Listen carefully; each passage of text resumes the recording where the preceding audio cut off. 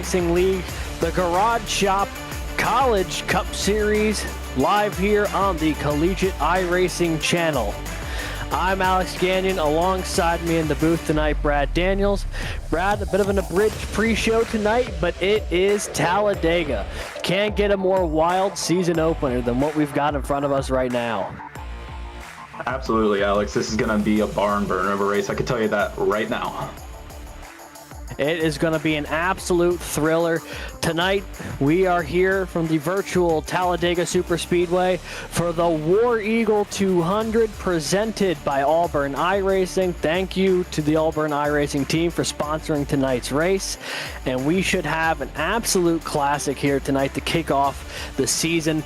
Super speedways to kick off a CIL season is nothing new, but for the first time, Talladega is the season opener. Brad, what are you expecting to see from this 2.66 mile oval?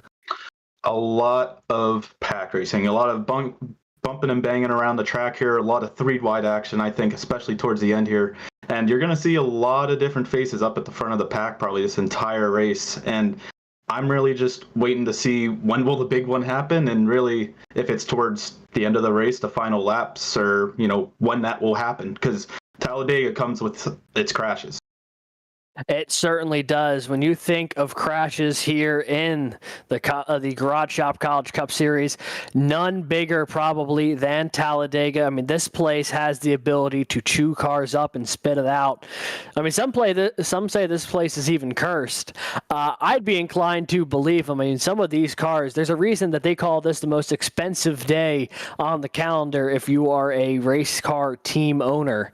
Luckily, with everyone running the virtual cars here tonight, probably shouldn't be too much of an issue, but we're coming off of a Clash event that was very, very stop and start, and I think tonight will be a real opportunity for these drivers to get out there and show the world what they've got here now that this is a points race on the line. Fast repairs, not a thing tonight. I think we're going to see well, I don't really know what we're going to see. I think, to your point, we're going to see a lot of cars making their way up and down through the field. And it's just going to be a matter of who's there when it matters the most.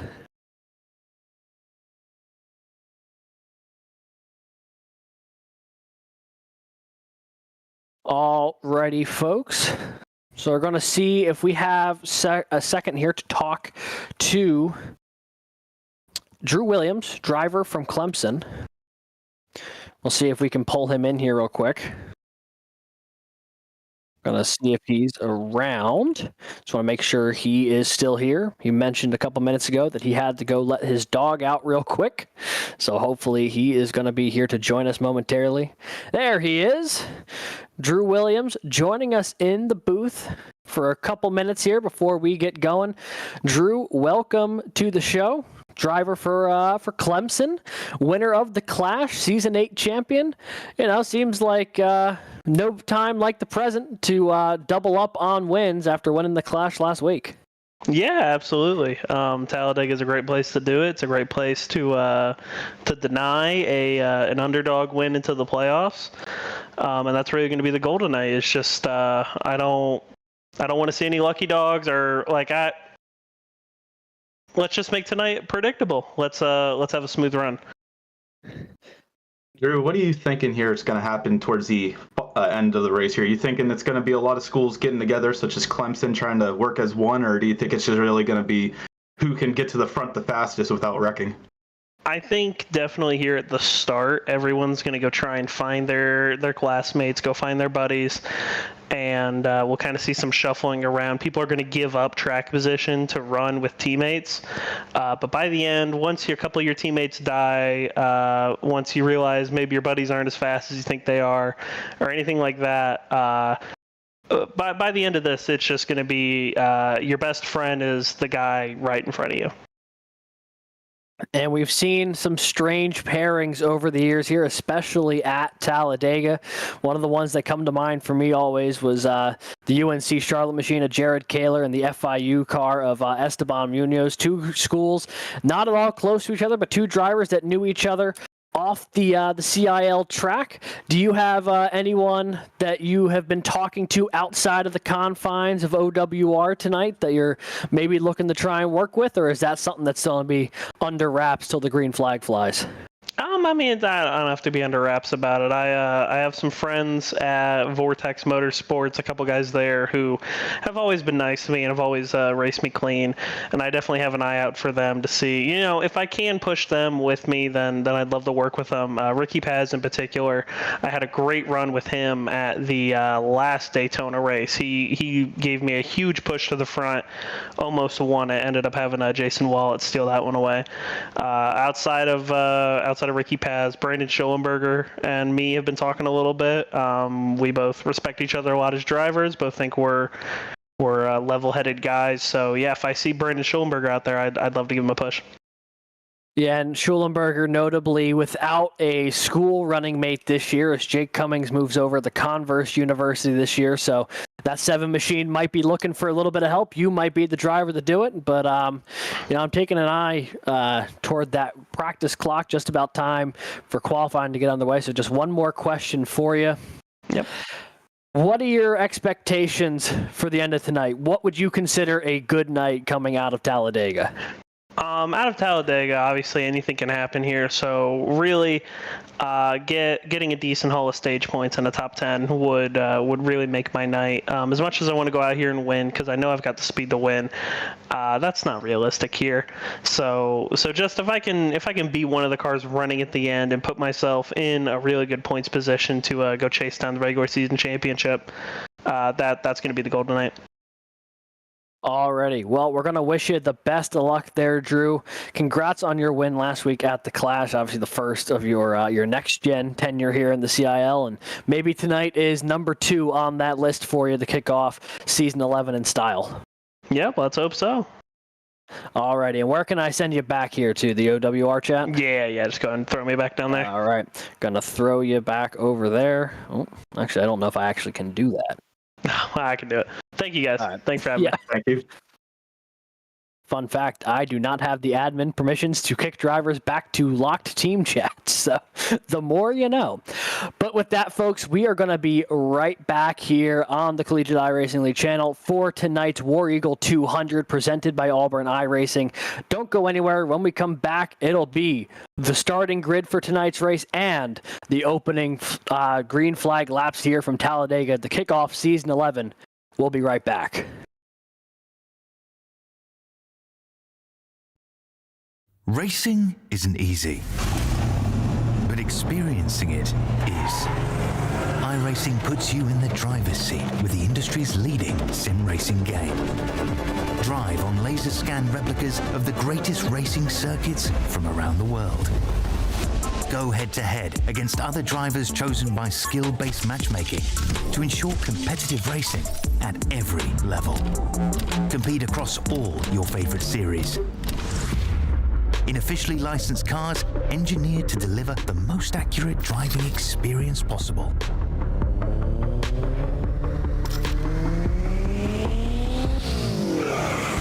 Join a race or host your own with players from across the globe. Race against the computer or in a league with friends. Feel the thrill behind the wheel. Visit iRacing.com.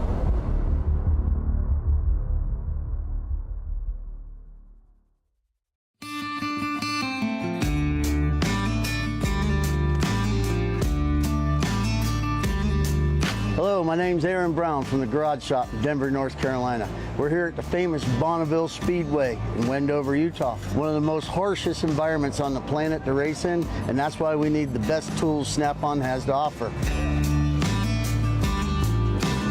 What we use here to pump up the oil in our race engines to prime them is this Snap-on screw gun.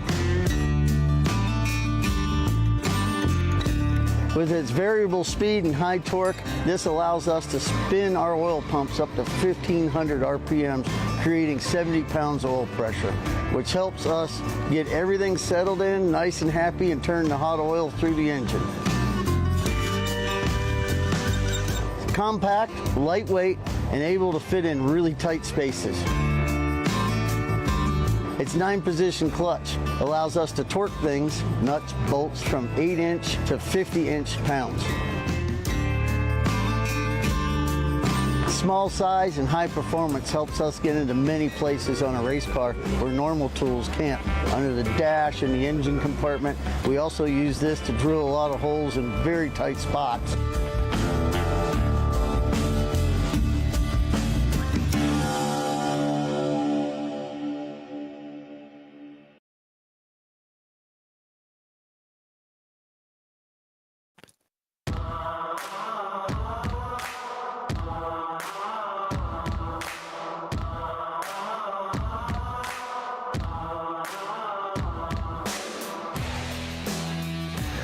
We are back here, ladies and gentlemen, just about time for the Garage Shop College Cup Series' first points-paying race of the season, live from the virtual Talladega Super Speedway. The War Eagle 200 presented by Auburn iRacing coming up in just a moment. You can see that logo on screen. First points-paying race of the year. Brad, it feels good to be back racing for points once again here in the CIL. First race of season 11 for points. Absolutely, Alex. It's going to be anyone's game really to get that first overall spot here in the points after this first race, because Talladega can really bring the best out of the people we don't really see up at the front at some of these other racetracks. Absolutely, and doing a little Google Earth cam here of the absolute behemoth that is Talladega Super Speedway. 2.66 miles, 33 degrees of banking, a non-centered start-finish line. This place has got everything. It's got high speeds. It has got a lot of drafting, a lot of teamwork that has to come into play, and ultimately the potential for a lot of calamity if someone makes a misstep.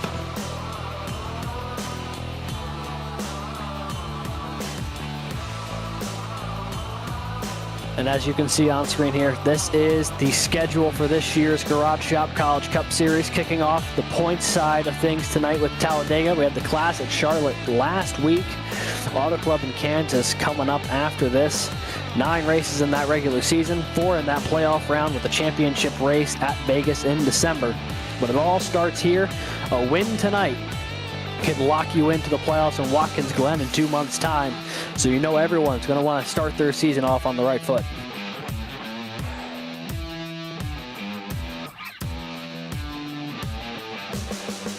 All right, let's take a look at tonight's race analysis.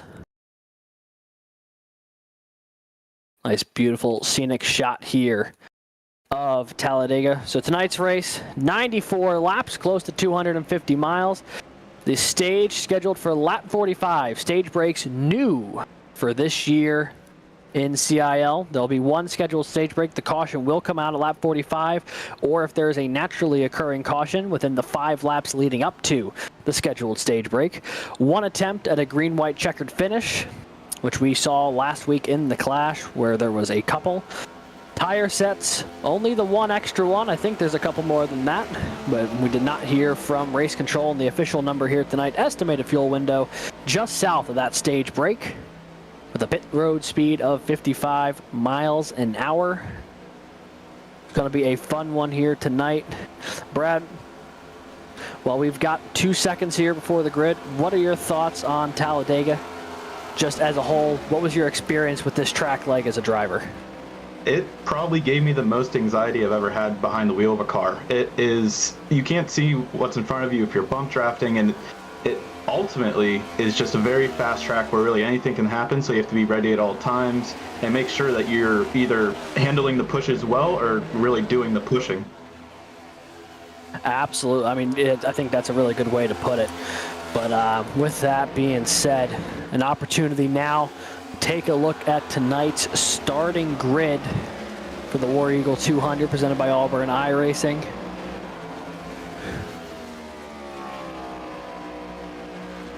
Starting on the pole this evening. Drum roll, please.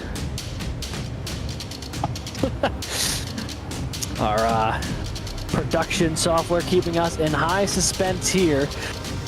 And then probably honestly have to sort through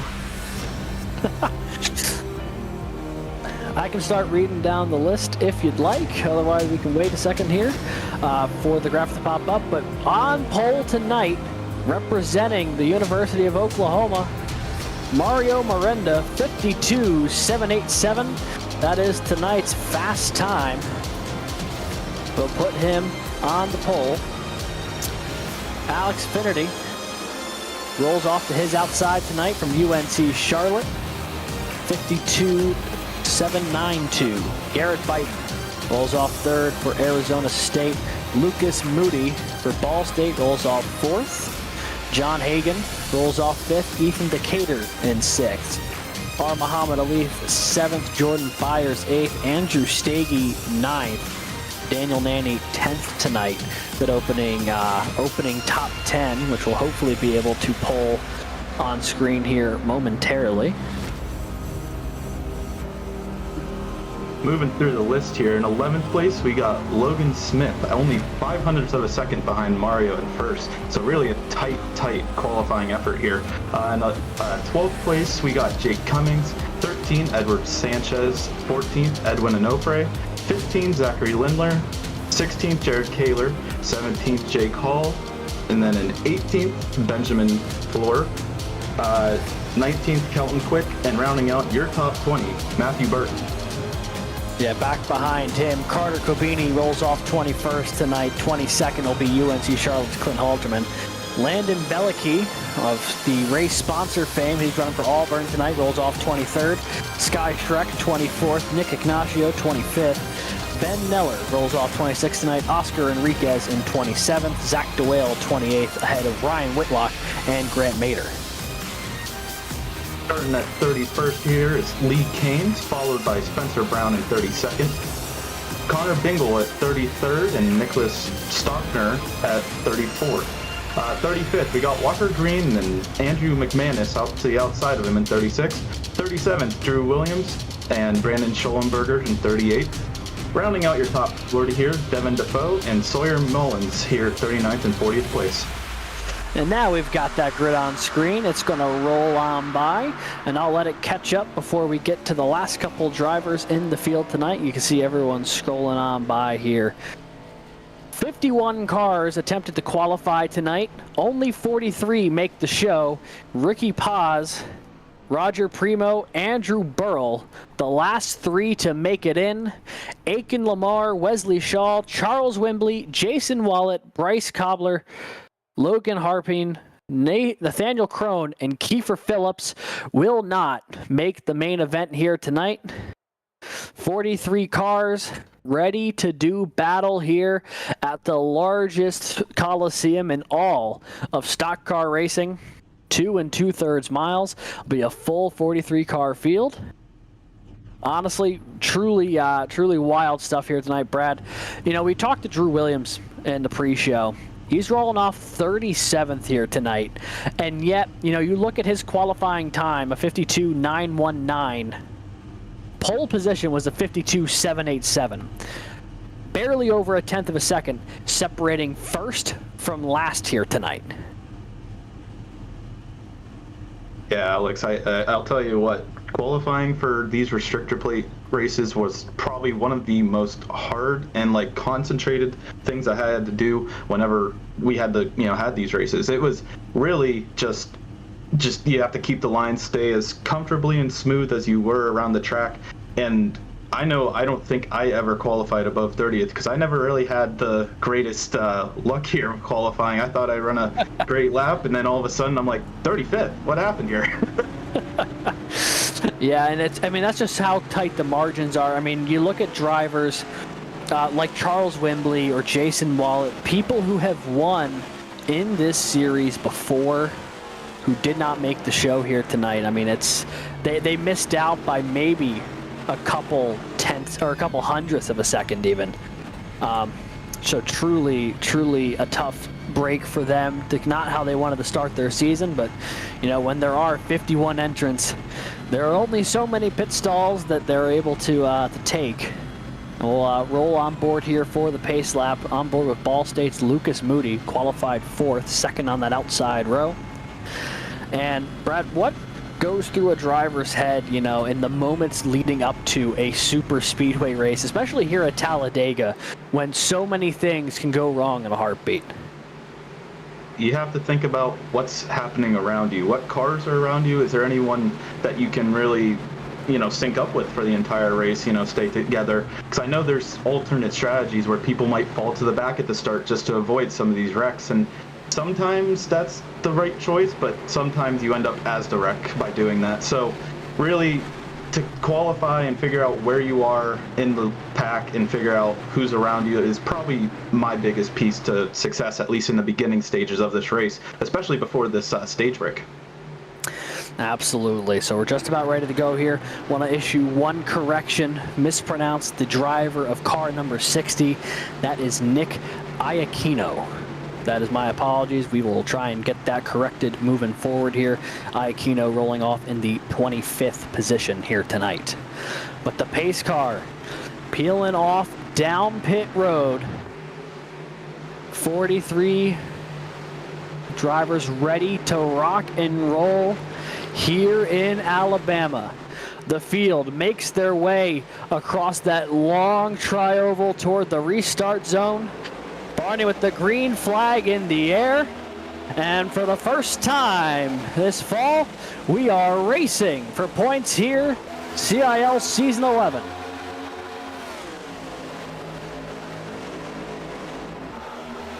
As you can see, Mario Miranda out to a humongous lead, with Garrett Baton really giving him that great push from behind. The inside line got a great launch going into 1 and 2. You see they really opened up a gap. Finnerty, who led the outside line to the green, already dropping back to about P7. And it's Mario Miranda up at the front of this field, who is absolutely leading the charge. He's got an Oklahoma teammate not too far behind him, John Hagan, running in third, separated by that ASU driver and Garrett Vighton running P2. And that's the thing that you're going to note right here. You see right through the middle of the tri-oval, there is no start-finish line there. The start-finish line not till about 1,000 feet beyond the tri-oval tonight. And we've seen that that has been the outcome decider of so many Talladega races in the past. Absolutely, Alex. You have to time up that move right. If you're, you know, bump drafting with another racer and you want to really make that move to get the momentum up, you have to get a little bit of distance between you and that car in front. And really, that start-finish line, people might make that move through the tri-oval instead of making it coming out of turn 4 or something like that. So really, it's just a big switch on making sure you can make that move at the right time, if it comes down to it. Absolutely. So on board here with Alex Finnerty, led the outside line to the green, still hanging around about P7. You see Auburn's Logan Smith to his inside right now. That's the position he's battling for on track. That outside line still has a lot of support. Finnerty's got Lucas Moody behind him.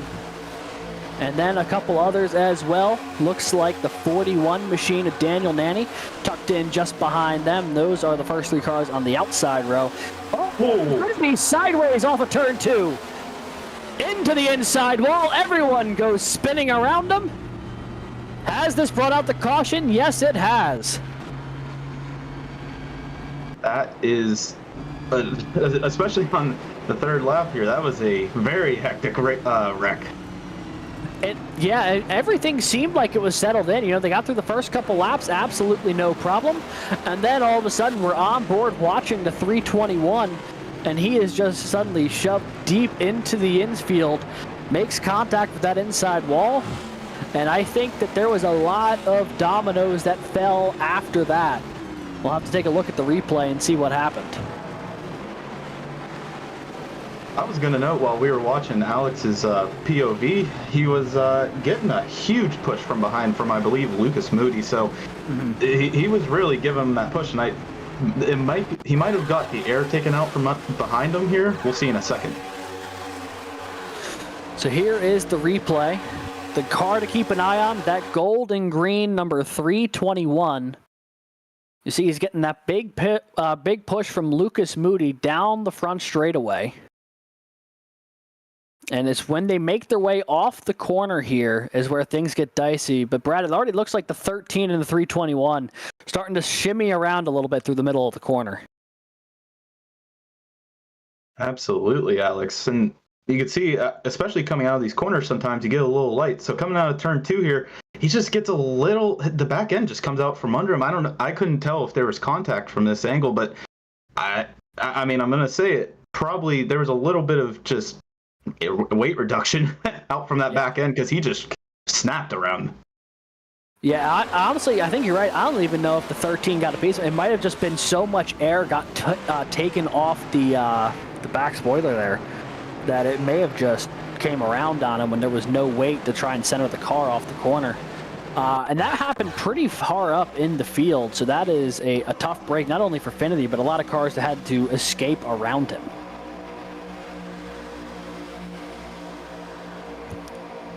So first caution of the night there, coming off of turn 2 on the 3rd lap of this race. And that just goes to show the dangers of super speedway racing. Looks like we're gonna maybe be taking, looks like they're gonna look at maybe a potential another replay, maybe some drivers having some connection issues in the field.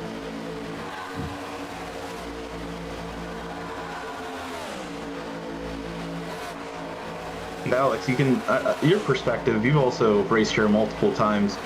Is something like that, you know, just coming out of the corner and the car just, you know, has a mind of its own from the looks of it. Does that, you know, happen commonly, especially with these bump traps? I mean, I felt like it, but I wanted your perspective.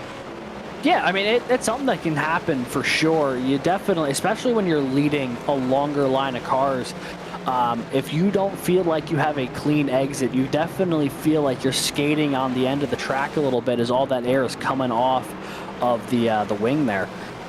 That being said, it's not too often it gets taken off to a point where you end up losing control of the car, but it's not unheard of for sure. So, you know, it's certainly a tough break for Finity, but maybe not something that's completely unprecedented, because it's just sometimes when everyone's lined up nose to tail, it creates a bit of a wind tunnel where all the air that would be hitting that wing to create some downforce, create some drag, trying to keep that car anchored on the ground.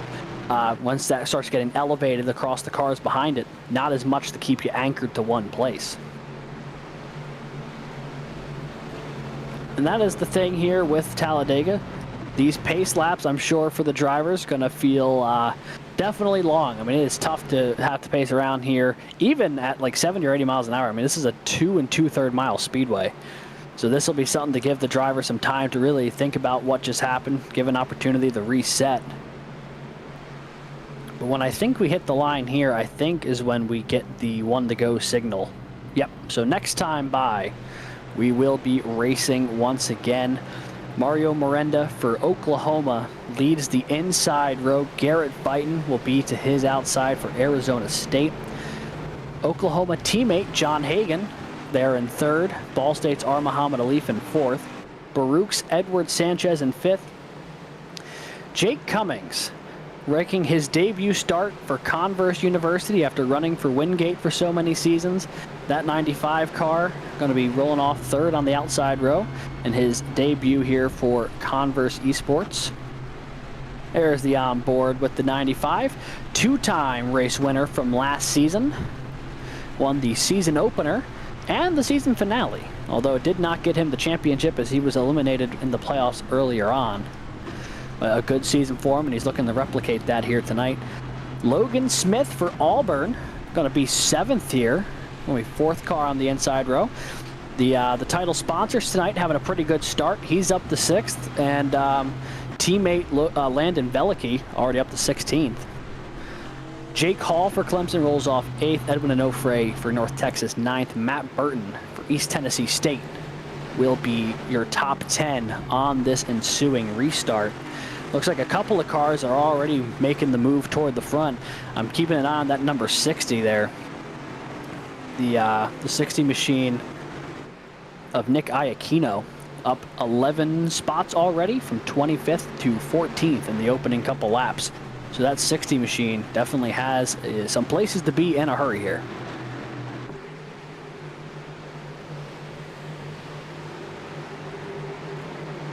Pace car gonna make its way back down pit road. Field getting really stacked up there behind Jake Cummings for a second. They're gonna have to get themselves relined up here if they want to have any chance on this restart.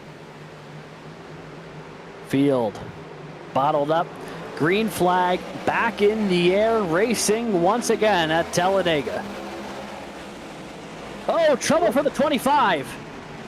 Trouble for the 25 on the restart. That was Benjamin Fior. That might have been a bad push, if I had to guess.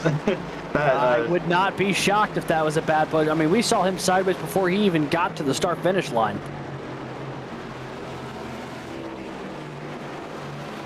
That outside line did stack up, so probably everyone's timing was a little off, and crazy things happen whenever you don't know what to expect next, or, you know, it's not the typical. Yeah, and obviously we'll have an opportunity in just a moment here to take a look and see what happened, but it certainly looks like that stack up really just had ramifications the length of that start-finish line.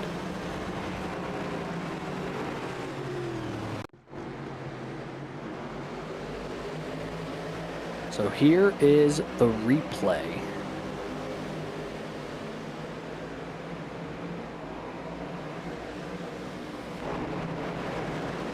Bumpers flying everywhere. Yeah, heavy contact for the 25. Again, no fast repair for that bumper, so that thing's going to stay on. Yeah, so we're on board here, and just, yeah, I don't know if might have been the guy behind him just got a good piece of him. It looks like it collected Kaler and Connor Dingle as well, or Connor Dingle. Connor Dingle and Jared Kaler both collected in that one there. And oh no, I think he may have just spun it. Didn't look like there was a guy on him. He may have just spun the tires and then lost control of the ride there for Ben Fior. That was a good perspective. I completely thought it was just a bad push, but yeah, the first angle certainly seemed like it, but I don't know if that was the case. Alrighty, folks, we're going to take a quick commercial break while everyone gets regrouped up here. We'll be right back with more of the War Eagle 200 presented by Auburn iRacing right after this. Racing isn't easy, but experiencing it is. iRacing puts you in the driver's seat with the industry's leading sim racing game. Drive on laser scan replicas of the greatest racing circuits from around the world. Go head-to-head against other drivers chosen by skill-based matchmaking to ensure competitive racing at every level. Compete across all your favorite series. In officially licensed cars, engineered to deliver the most accurate driving experience possible.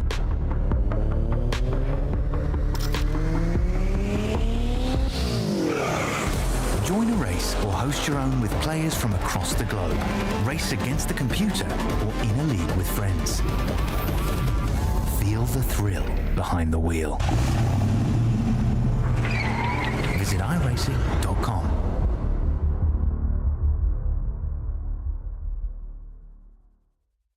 When you want to be the best, you can't settle for the rest. For anything on iRacing, there's just one name you need, Makoni. With the launch of Makoni Entertainment and Makoni Competizone alongside Makoni Setup Shop, we now provide the best of the best in setups, paint schemes, coaching, broadcasting, and event organization.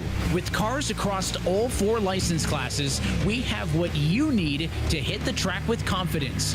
Grab a subscription and save money while going fast at MakoniSetupShop.com/subscriptions. And remember, at Makoni Setup Shop, there are setups, but your victories.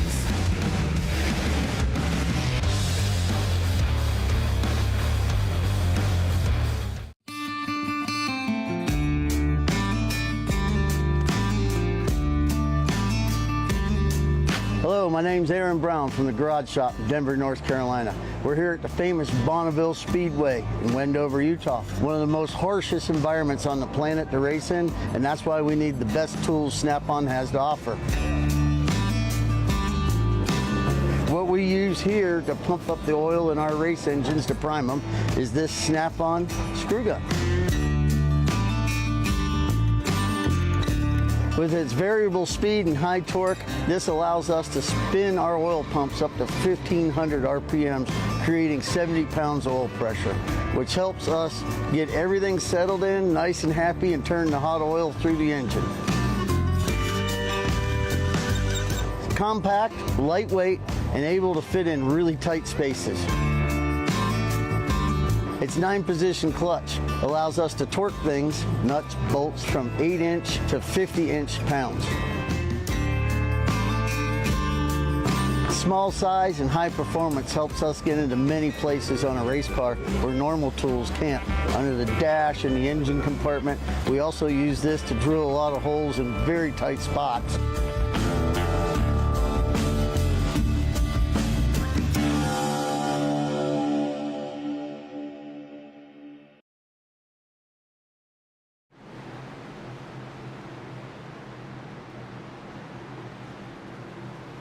Alrighty, folks, we are back here at the virtual Talladega Super Speedway. Just about time to get back under green flag condition once again. A lot of the field stopping to get some fuel there. No tire, but just trying to get some fuel to try and stretch it to the end of this stage that's scheduled for lap 45. A couple of drivers stayed out though. So the group at the front of the field, a little bit different. Muhammad Alif and Jake Cummings still continue to be at the front of the field, but after that, Carter Capini, Oscar Enriquez, Andrew McManus, Spencer Brown, Lee Kane, Roger Primo, Drew Williams. The first 9 before you get back to pole sitter Mario Miranda in 10th. With the fuel strategy move here, Roger Primo jumps from 42nd to 8th. So a big jump there for the 30 car. Pace car peels off once again down pit road.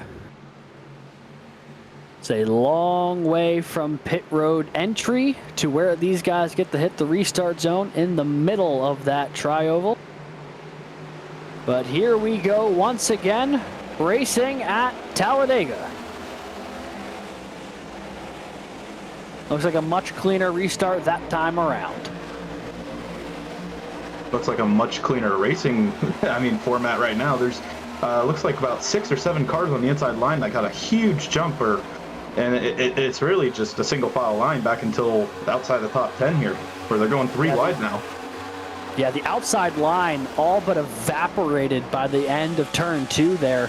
You see on board here with, I believe, Spencer Brown, who's just trying to get a bit of a group there. Looks like a few more takers now have jumped to the outside line, including the pole sitter, Mario Miranda, who immediately is going to look to the outside as Spencer Brown tries to fill the gap in that inside group. And Miranda's got his teammate, John Hagan, just behind him. So a couple of Oklahoma drivers going to try and saddle up and get to the front of this field. I'll tell you, these top 3 are pushing their way away from the field. Yeah, Muhammad Alif and Jake Cummings are just blazing, while Oscar Enriquez is just tagging along for the ride. I really haven't seen a breakaway like this in a long time. Yeah, big breakaway here. 3 cars over a second clear of the rest of the field. Alif, Jake Cummings, who is glued to the back bumper of that Ball State number 12. And then you've got Oscar Enriquez there in P3 just behind him. And the 3 of them just pulling away from the field here. Although Miranda and Hagan, the 2 Oklahoma drivers, have gotten nose to tail on the inside line behind them. So they now run 4-5, and now they're creating a bit of a gap from the group behind them. On board here with the back bumper cam of Muhammad Alif. As you can see, Converse University's Jake Cummings just absolutely beating the crap out of that back bumper right now, willing that 12 forward. And one important thing to know, if anyone has ever driven at Talladega, Daytona, at these super speedways, you have to drag the brake to really make sure you're not slamming it into the car in front, and also make sure you're not checking up the entire field behind you. So really, you can see that Jake Cummings is doing a great job at making sure Alif is getting up and going as fast as possible away from this group behind, who's now, it looks like Mario Miranda back at the point for that group. So it looks like they're going to try and catch up to this top 3, Alex. Yeah, they're starting to reel them in little by little now that there's some on that inside lane. The two Oklahoma drivers got some extra backup there in Zach DeWale, Drew Williams, and Brandon Schulenberger, as well as more as that whole line looks to come back together. The outside lane, once again, has kind of deteriorated here.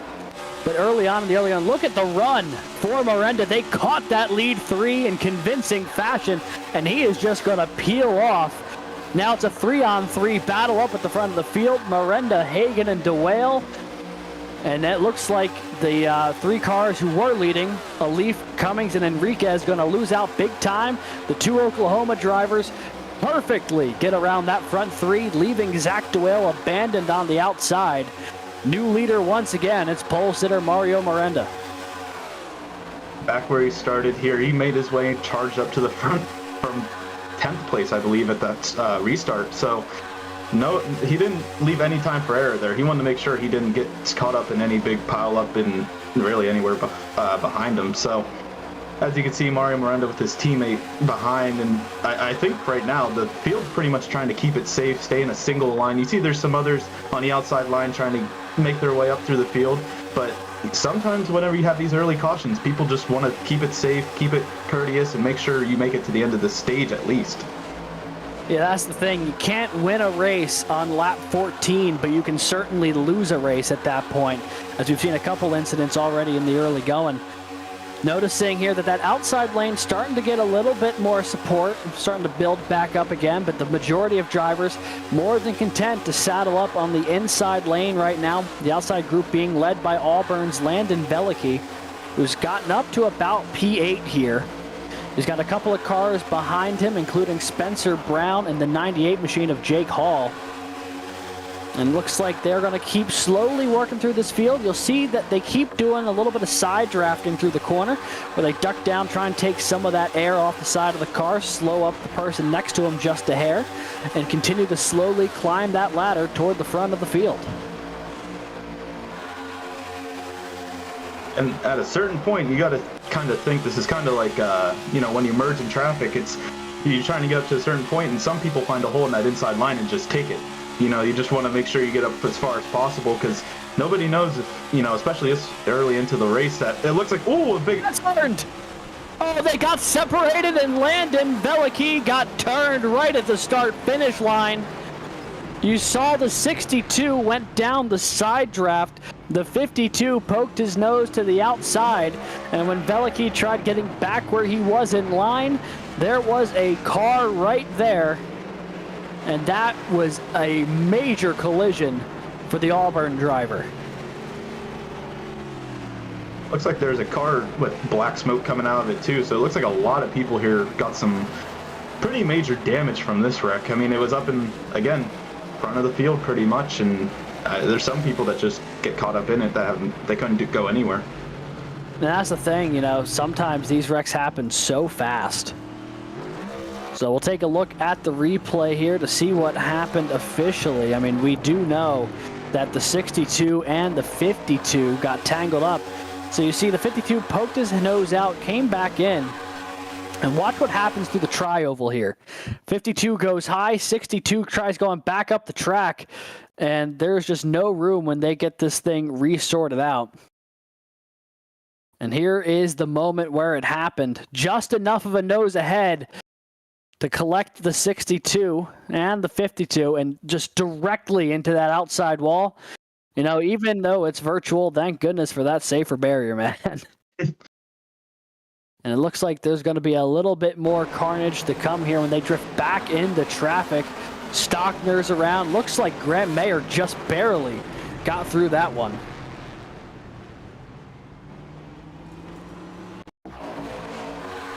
The 82 of Grant Mater just barely slid on through. But here's one more look at the replay here at full speed, just to show you how quick this all fell apart. There's nowhere to go for a lot of these drivers. There's the 82 of Grant Mater. Yeah, we'll do a little onboard here with the 82. And this will just show you how quickly these situations can come up here. We're watching the 82, and just watch how quickly this developed and the reflexes you need to get out of the way of this.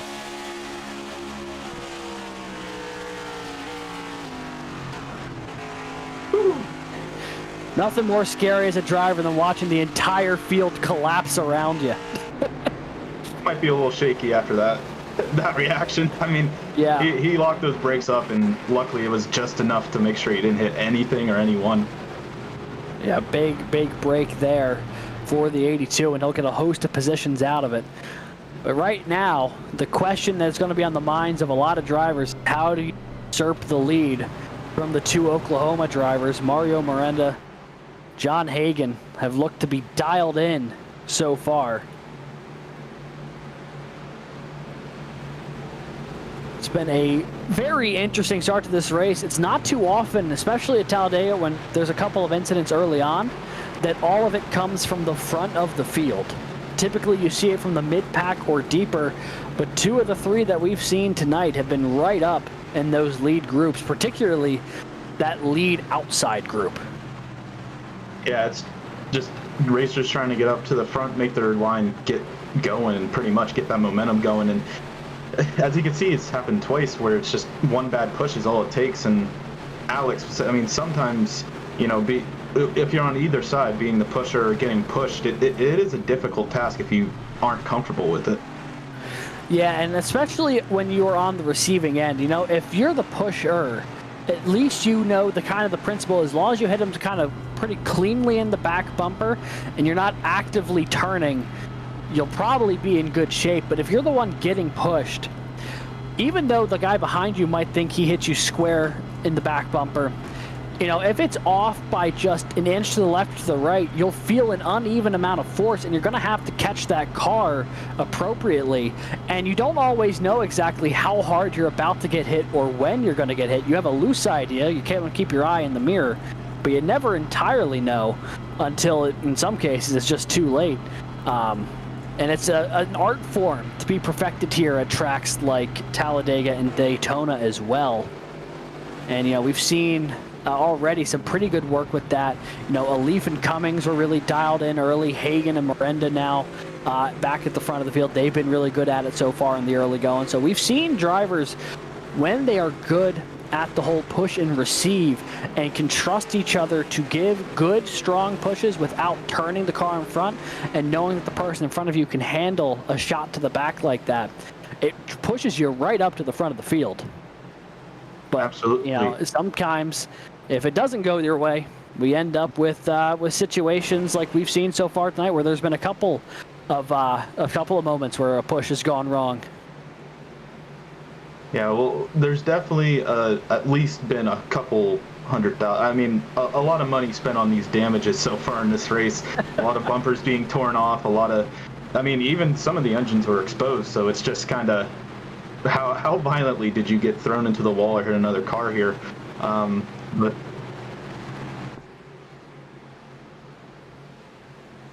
got the old drone cam here giving us the action as they make their way back to 3 and 4. They'll be going green this time by Mario Miranda, John Hagan. Your front row, I have no doubt those two have talked to each other about who's going to let the other person in so they can get lined up nose to tail the moment the green flag drops. Are Muhammad Alif, Jake Cummings, that second row. Oscar Enriquez, Zach DeWale, row 3. A couple of Clemson drivers in row 4. Jake Hall and Drew Williams, who's up 30 spots or so from where he started. Wingate's Brandon Schulenberger, East Tennessee State's Matthew Burton. Your top 10, you see the biggest movers on your screen there, bottom right. Andrew Burrell, Andrew Williams, a couple of Clemson guys. Schulenberger for Wingate, and then Andrew McManus, who I believe is running for Toledo. Those 4 drivers. By far the biggest movers today, all 25 plus. The Andrews are taking over, it seems like, here. Yeah, really. There was 3 of them in those 4. I didn't even realize that. It is a good day to be Andrew at the moment as the green flag goes back in the air. And here come the 2 Oklahoma drivers to lead them to the green.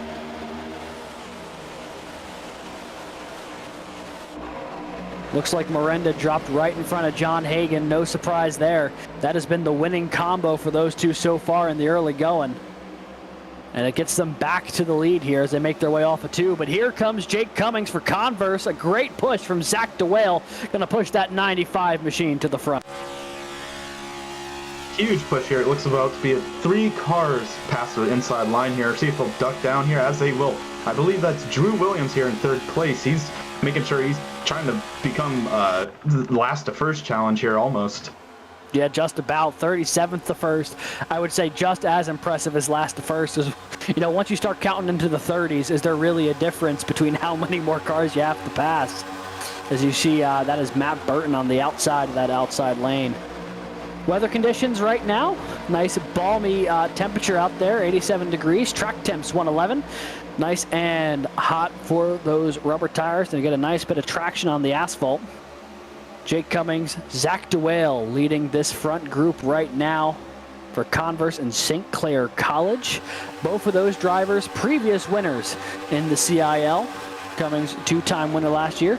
Zach DeWale, not a recent winner from last year, but I do believe has 4 or 5 wins to his name over the course of his CIL career. He would love to get a second career win at Talladega, as he won back here in season 7 a few years ago. Matthew Burton and Jake Hall are trying to make this outside line work, and it looks like their nose to tail is the line behind them just pretty much is along for the ride. Brandon Schollenberger and everyone behind.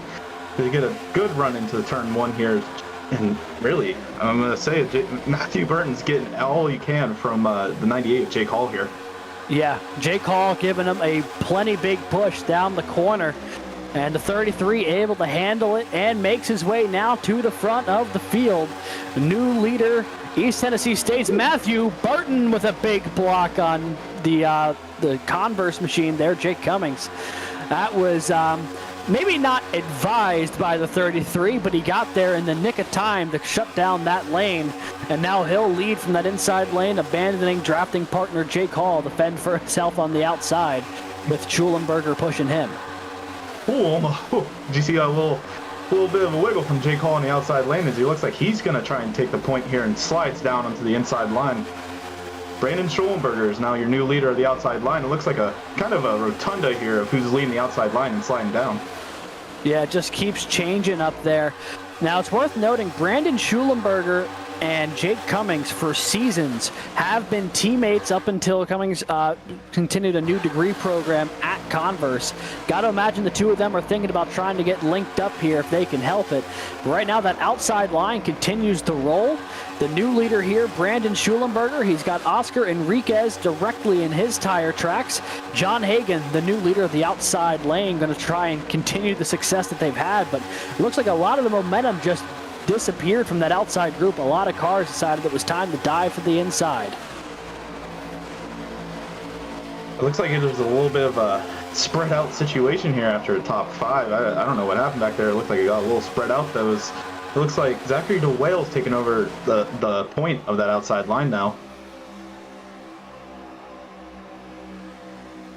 Yeah, and you see producer DJ with an astute observation that he wanted to pass along to everyone. That was a great example. You can see how the accordion effect strikes here at Talladega.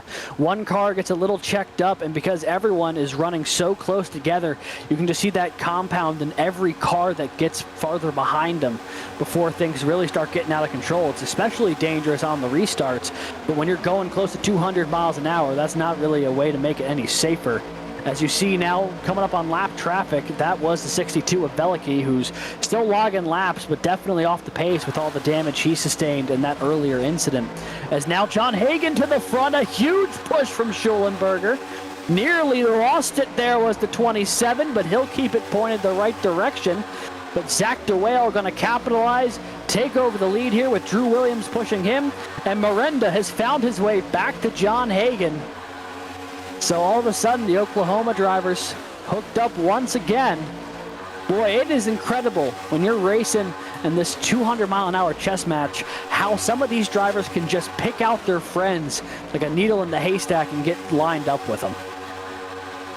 Absolutely, Alex. And really, you can see that, Zach DeWale and Drew Williams probably communicating to make sure they can try and lead this inside line for at least a couple laps here. From the seams of it, next lap we might see somebody from this outside lane take over. But as you see, Mario Miranda looking to the outside, getting that huge push, and well, the momentum kind of stalled there a little bit. I thought there'd be a little bit more there to give, but keeping that outside line visible.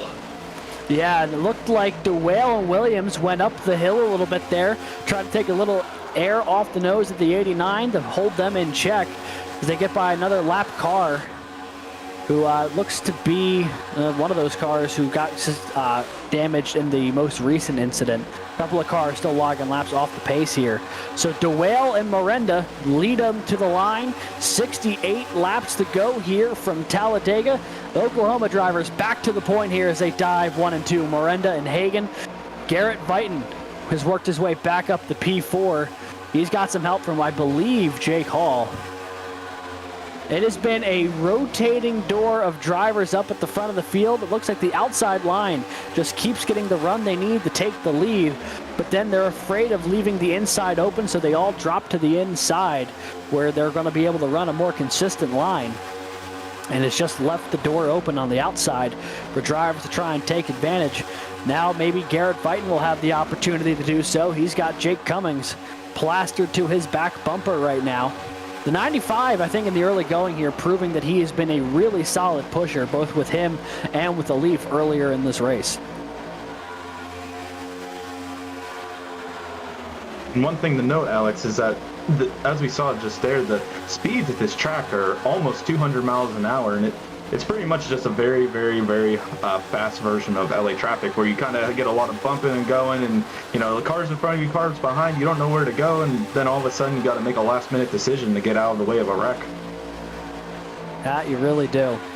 So it looks like right now things have settled out just a hair on the outside lane. No one really stacked up well enough to get a run. It also looks like we had a bit of a breakaway pack here. As you can see back in the distance, Lucas Moody sideways off of turn 4. Not sure if that'll bring out a yellow, though. It was a one-car caution. Looks like he'll keep going. No yellow flag is thrown. Tough break for the 13. But with iRacing deeming that no incidents happening off the racing line need a yellow, it'll be just a matter of trying to rally back here if you're Lucas Moody. Unfortunate to see, and really he can catch up with some of these cars behind him and try and stay in front of this lead pack until the stage break, because that could be going a lap down here, you can't easily get a lap back without being the lucky dog, or because nobody's going to pit really, because the tires don't degrade that fast. They don't really degrade at all, honestly. Not in the slightest. And we're looking here. It looks like Vighton got shoved out of line. He's running the third lane right now by himself. That front group, Oscar Enriquez for George Mason, Brandon Schulenberger for Wingate. Coming up on some lap traffic here. I believe that's the 52 with Spencer Brown, who's going to try and get out of the way here as the field rolls on by.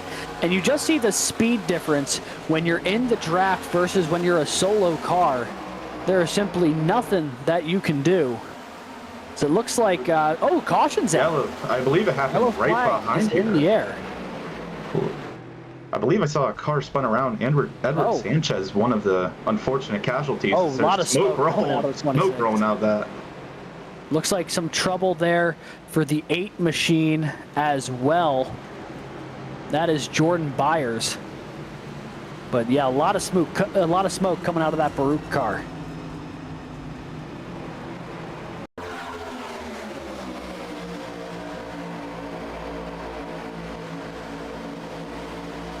See the outside lane here, another outside lane incident.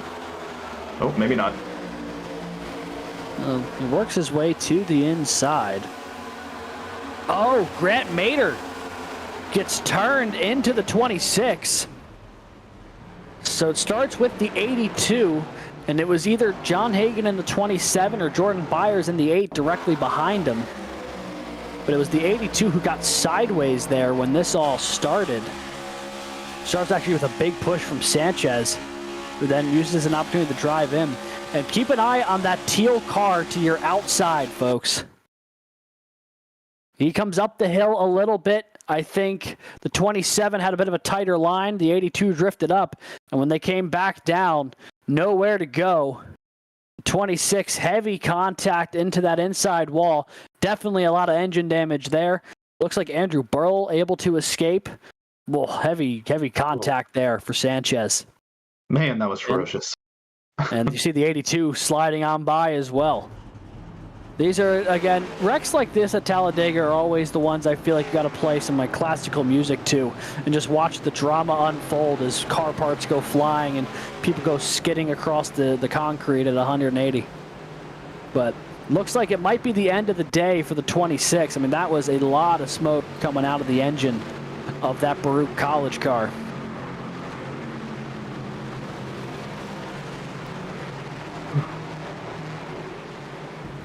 So up at the front of the field here, it is George Mason's Oscar Enriquez, who qualified pretty well here today, and now is finding his way, or actually, sorry, he qualified 27th. I got him mixed up with Alex Finnerty. So a big drive to the front here for the 56. It's been a good start to the evening for George Mason and company. But we'll be right back here on CIL. Don't go anywhere. When we come back, it'll be continued coverage of the War Eagle 200 presented by Auburn iRacing.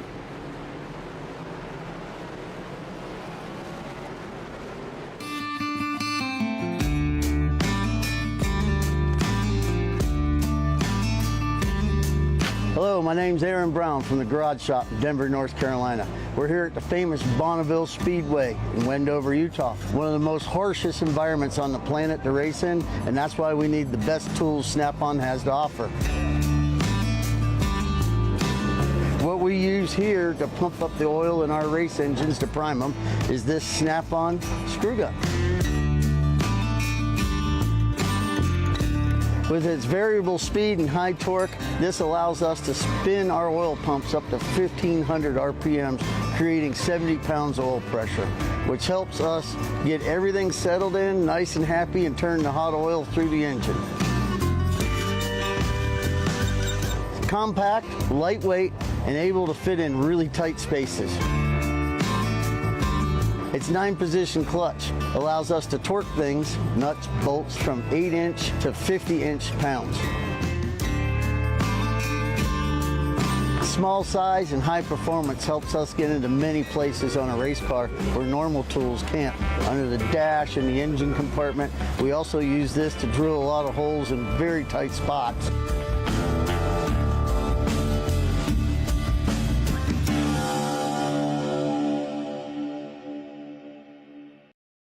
When you want to be the best, you can't settle for the rest. For anything on iRacing, there's just one name you need, Marconi. With the launch of Marconi Entertainment and Marconi Competizone alongside Marconi Setup Shop, we now provide the best of the best in setups, paint schemes, coaching, broadcasting, and event organization. With cars across all 4 license classes, we have what you need to hit the track with confidence. Grab a subscription and save money while going fast at MarconiSetupShop.com/subscriptions. And remember, at Marconi Setup Shop, there are setups, but your victories.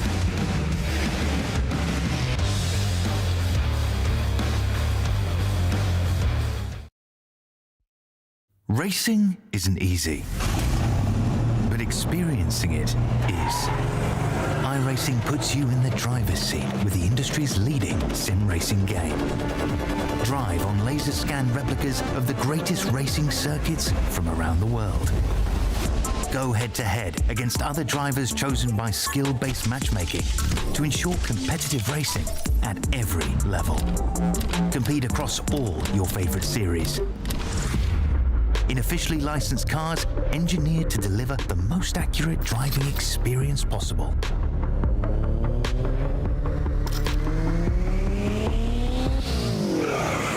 Join a race or host your own with players from across the globe. Race against the computer or in a league with friends. Feel the thrill behind the wheel.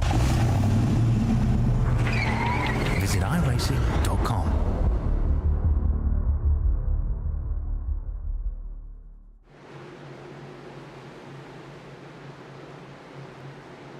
Alrighty, folks, we are back here at Talladega. Pace car has just peeled off down pit road. The Auburn iRacing presenting Eagle 200. Cars hitting that tri-oval. Green flags back in the air. And we are racing once again here. Bama, Oscar Enriquez, Mario Miranda to lead into turns 1 and 2.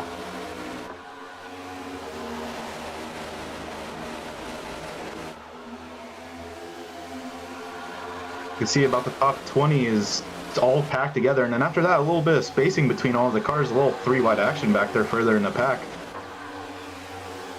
Yeah, certainly seems like a lot of cars diving and ducking between lines right now, trying to figure out where they'll get the most momentum. As you see them roar into turn 3 and 4, what an onboard there. You can just see the speed as they fly off to the corner. I mean, it's unbelievable stuff, especially in the draft. You get an extra like 15, 20 miles an hour, and you see everyone bobbing and weaving, trying to find some space. No one has settled down here. Everyone going for everything here on this lap. It'll be 59 to go this time by about 25, 26 laps in the books. Look who's in the lead. Drew Williams started back in 37th position, and he's right now guiding that inside line. Yeah, he's had an incredible charge to the front of the field. You see on that bottom side there, much to your point, Brad, I mean, some of these drivers have come from all over this field to get up to where they're running right now. None more so than Drew Williams and Brandon Schulenberger, who's looking to take the lead on the outside here, up 37 positions. Absolutely cooking. They have been dodging these cautions and really making their way through the field. And Alex, first off, it's very impressive to just be leading these lines. It's a lot of speed. You got to make sure, like we kind of talked about earlier, where you have to handle those bumps coming out of the corners and make sure that the air from the back end doesn't throw you around like we've seen before. It's really it's just a big group of cars right now, 2x2 for it looks about 11 or 12 rows. It's pretty action-packed here at the front. Yeah, that it is. Everything's getting stacked up, and I'm seeing a couple of new faces in that lead group. Kelton Quick sneaking his way into the scene. The 60 of Iaquino is in there as well. Looks like Ryan Whitlock up to 13, so a couple of cars we have not seen too much of tonight starting to make their way onto the scene. But right now, Brandon Schulenberger, Mario Miranda up at the front group. I mean, the 89, our pole sitter Mario Miranda for Oklahoma, just continues to keep himself at the front of this field. Doesn't matter. I mean, it helps a lot when he's got his teammate John Hagan with him, who's currently running 4th in that outside lane. However, it's not a requirement for him to be fast, to have his teammate there. He's worked with just about anyone and made it work so far tonight. But to that point, so is Brandon Schulenberger, who has gotten connected with his former teammate Jake Cummings. Those two used to drive for Wingate together. Cummings moving over to Converse University this semester, but still ran multiple seasons together. They've got that chemistry, and they're trying to make it work on that outside row.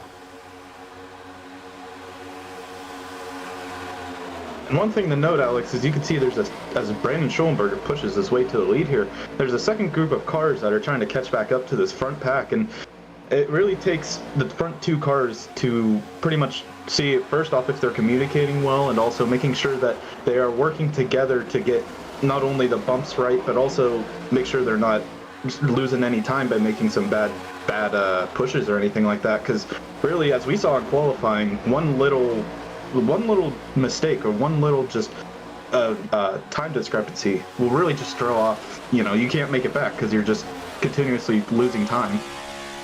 Yeah, so it is essential for this line here to stay as locked in together as possible. Try and reel in that lead group when they're going side by side. You see the onboard here with Lucas Moody, 195 miles an hour down this front straightaway, trying to reel in that lead group. They're getting a little bit closer. They can see the back bumper of Andrew McManus just up ahead of them. And they're slowly gaining ground, but they're going to have to keep lined up here for about another straightaway if they want any chance of catching that draft. Now starting to get a little bit of it here. Moody up over almost to 200 miles an hour, got to 199 as they make their way into turn 3. And you can see from the onboard here, and Brad, you can definitely attest to this, I'm sure, as a driver. When you are trying to chase down the lead pack at a super speedway race, the only thing that is pushing you is the fear of losing that group. Absolutely. It looks like they got within the second. That's about roughly where it takes you to get in that draft. And you can see there's over 200 miles an hour going into turn 1 here. They definitely got that draft now, Alex. They certainly do, and he is pulling right up to the back bumper of Andrew McManus. Now, does Lucas Moody make a move here off 2, or does he settle in line? He has got a lot more speed than the cars in front of him right now. Looks like he's going to get on the brake a little bit, try and get settled in behind the Paul Smith College machine just ahead of him. Looks like this field really fanned out once they caught up. That tailing group, once they got there, everyone spread out looking for their own bit of real estate. But back up at the front of the field, it's Mario Miranda, who just lost out big time to Brandon Schulenberger. They trapped the 89 in the middle lane as they go around the outside. Drew Williams on the inside. Miranda was trying to lead that outside group, and the 7 just said, see ya later. You can see that there was somewhat of a middle lane starting to form there, but I think it's really just people trying to find a spot in one of these 2 lines at this point. Unfortunately for Mario, that is a very, very bad situation to be in sometimes. You just get sucked into like a black hole, it seems like. Lose all the momentum, lose all the speed, and eventually it looks like he's fallen out of the top, about to fall out of the top 15 here. A couple more cars pass him. Yeah, the one lucky thing for him is he sees there is slow lap traffic in front of him. He's going to squeeze his way on by. Oh, tough moment there. Him and McManus almost caught the lap car that was up against that outside wall. But yeah, when you are leading a line, the thing that can happen is everyone just goes to your outside and leaves you high and dry. As now we've got 3 full lanes developed. Schulenberger gets shuffled to the middle. He makes contact with Cummings, makes contact with DeWale, chasing it up the track. How on earth did they not wreck from that? Oh my goodness. What in the world just happened? I'm surprised no one wrecked from that. It looks like everyone's up to speed as well. Yeah, I mean, obviously they lost some track position, but that was ready to be the big one here at Talladega, and somehow nobody got turned in that one. In a 3-wide situation coming off the corner. Unbelievable stuff.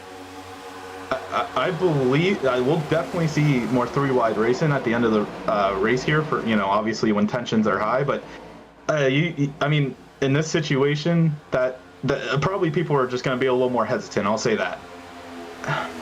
Yeah, I mean, that's one of those moments where afterwards you have to take a second and catch your breath because your race was almost done in a heartbeat. That was... I don't even know what to... I'm amazed they didn't wreck right there. Let's take a look at the replay if we've got a second. See what happened.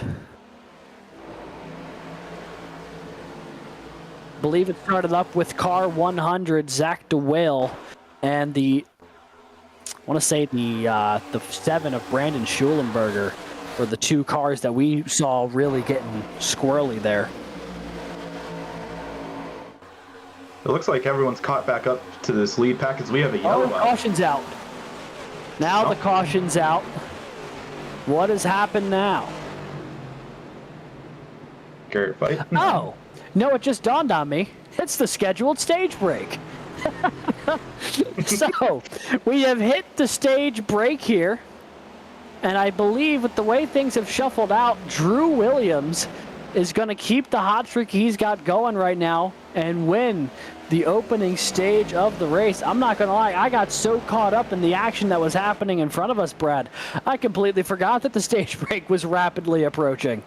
Oh, absolutely. I honestly forgot after seeing that 3-wide action, and I mean, that stage break could have started early if Brandon Schulenberger didn't hold on to that car like he did.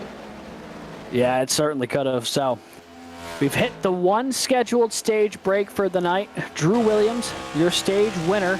John Hayden, Kelton Quick, Sawyer Mullins, Matthew Burton, Nick Iacchino, Oscar Enriquez, Jake Cummings, Ryan Whitlock, R. Muhammad Alif. Your top 10 who will all be getting stage points for this one. And, a couple of cars who we have not seen at the front of the field sneaking their way in there the last second. How about Sawyer Mullins in the 36? Had a really tough clash event. But so far has put together a really quality start to this race. Has just sneakily worked his way up inside the top 5. The Emery and Henry driver. Absolutely, and those are valuable points that he's really just he just kind of appeared to get thrown in the 4th place here. I have no idea where he was before the whole 3-wide action happen, but he found his way into the right spot, into that top 5, ending up in 4th there. So everyone going to get stacked up here. Got to imagine the field's going to be coming down pit road to get 4 tires and fuel here. Last scheduled opportunity to do so. If any sort of incidents come out, they might have an opportunity later on, but you got to fuel up to try and make it to the end of this race. They'll likely have to stop one more time. A couple cars look like they're going to stay out. I think those are the ones who came down pit road a little bit earlier on in this race, but just about everyone in the field going to make a stop here, getting into the box with the 27 of John Hagan. You can see the cars getting put up, get those new fresh tires on it. And like we said before, Talladega doesn't really take any tire wear off on these cars. So like, these tires will pretty much feel the exact same. Now, obviously, they'll be a little cold, so might see a little spin up or two here on the restart, but that's about the only difference here, Alex. Yeah, and nothing else. It's just making sure that you don't run into issues as far as tire stability late in the race. The performance won't really change at all at a track like Talladega. It's just making sure you don't put yourself into a bad position, especially in a late race restart. But a couple of cars looked like they stayed out. And the one that jumps to the top of the table is the 36 of Sawyer Mullins. Emory and Henry University's number 36 machine. Going to lead him to the green, I believe, next time by. Lucas Moody, Edwin Onofre. A couple of Valpo cars staying out with Ricky Paz and Ethan Decatur. And as I say all of that, throw it out the window. The 36 going to come down pit road this time. Maybe he was just trying to lead a lap. Potentially.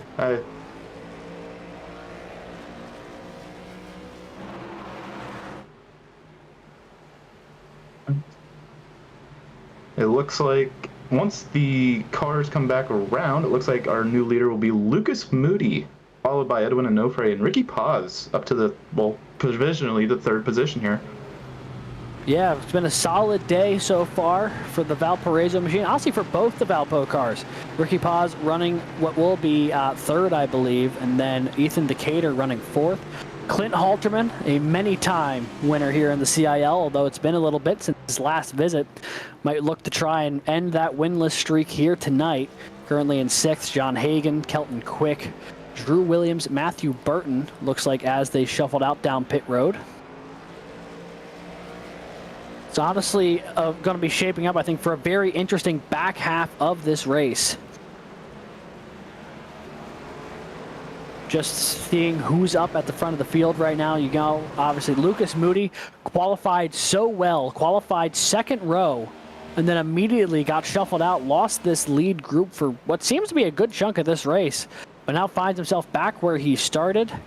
And then you've got Edwin Onofre, who rolled off 14th, so he's been hanging around the front of the field a good bit tonight. And then you get to Ricky Paz, who qualified 41st tonight. This is the first real action he'll be seeing up at the front of the field. Excited to see what he's got in that number 19 machine. We got a real mix, I think, there.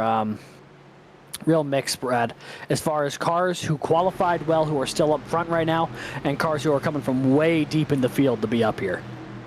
Absolutely, and even to come with that, you know, some of these cars have been up here battling for the lead, and, you know, it looks like on this restart, we're going to have a decent amount of drivers here that really haven't shown their face too much up here, as in battling for the provisional lead of the inside line, it seems like so far. So here we go through 3 and 4. Next time by, we are going to get back under green flag conditions. Lucas Moody, Edwin Onofre, row 1. Ricky Paz, Ethan Decatur, row 2. John Hagan, Clint Halterman, row 3. Kelton Quick, Drew Williams, row 4. Row 5, Matthew Burton, and Jake Cummings. Oscar Enriquez, Ryan Whitlock, Mario Miranda, Muhammad Alif, all lurking just behind them as well. A number of cars still in this field. 34 of the 43 entrants who qualified for tonight's race still on the lead lap. So we make our way through the tri-oval here to get back underway and the War Eagle 200. Presented by Auburn iRacing, the Garage Shop College Cup Series here on the Collegiate iRacing League. Green flag back in the air here at Talladega, and Lucas Moody is going to lead over 35 cars into turn 1.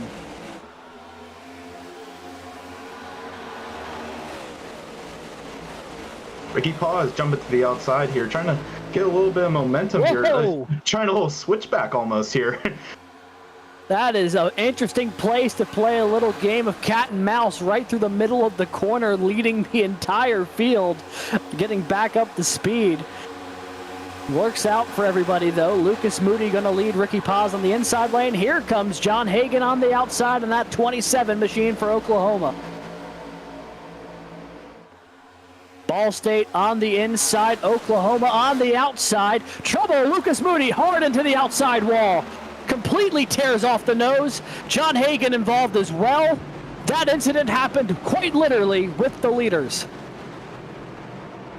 Man, oh man.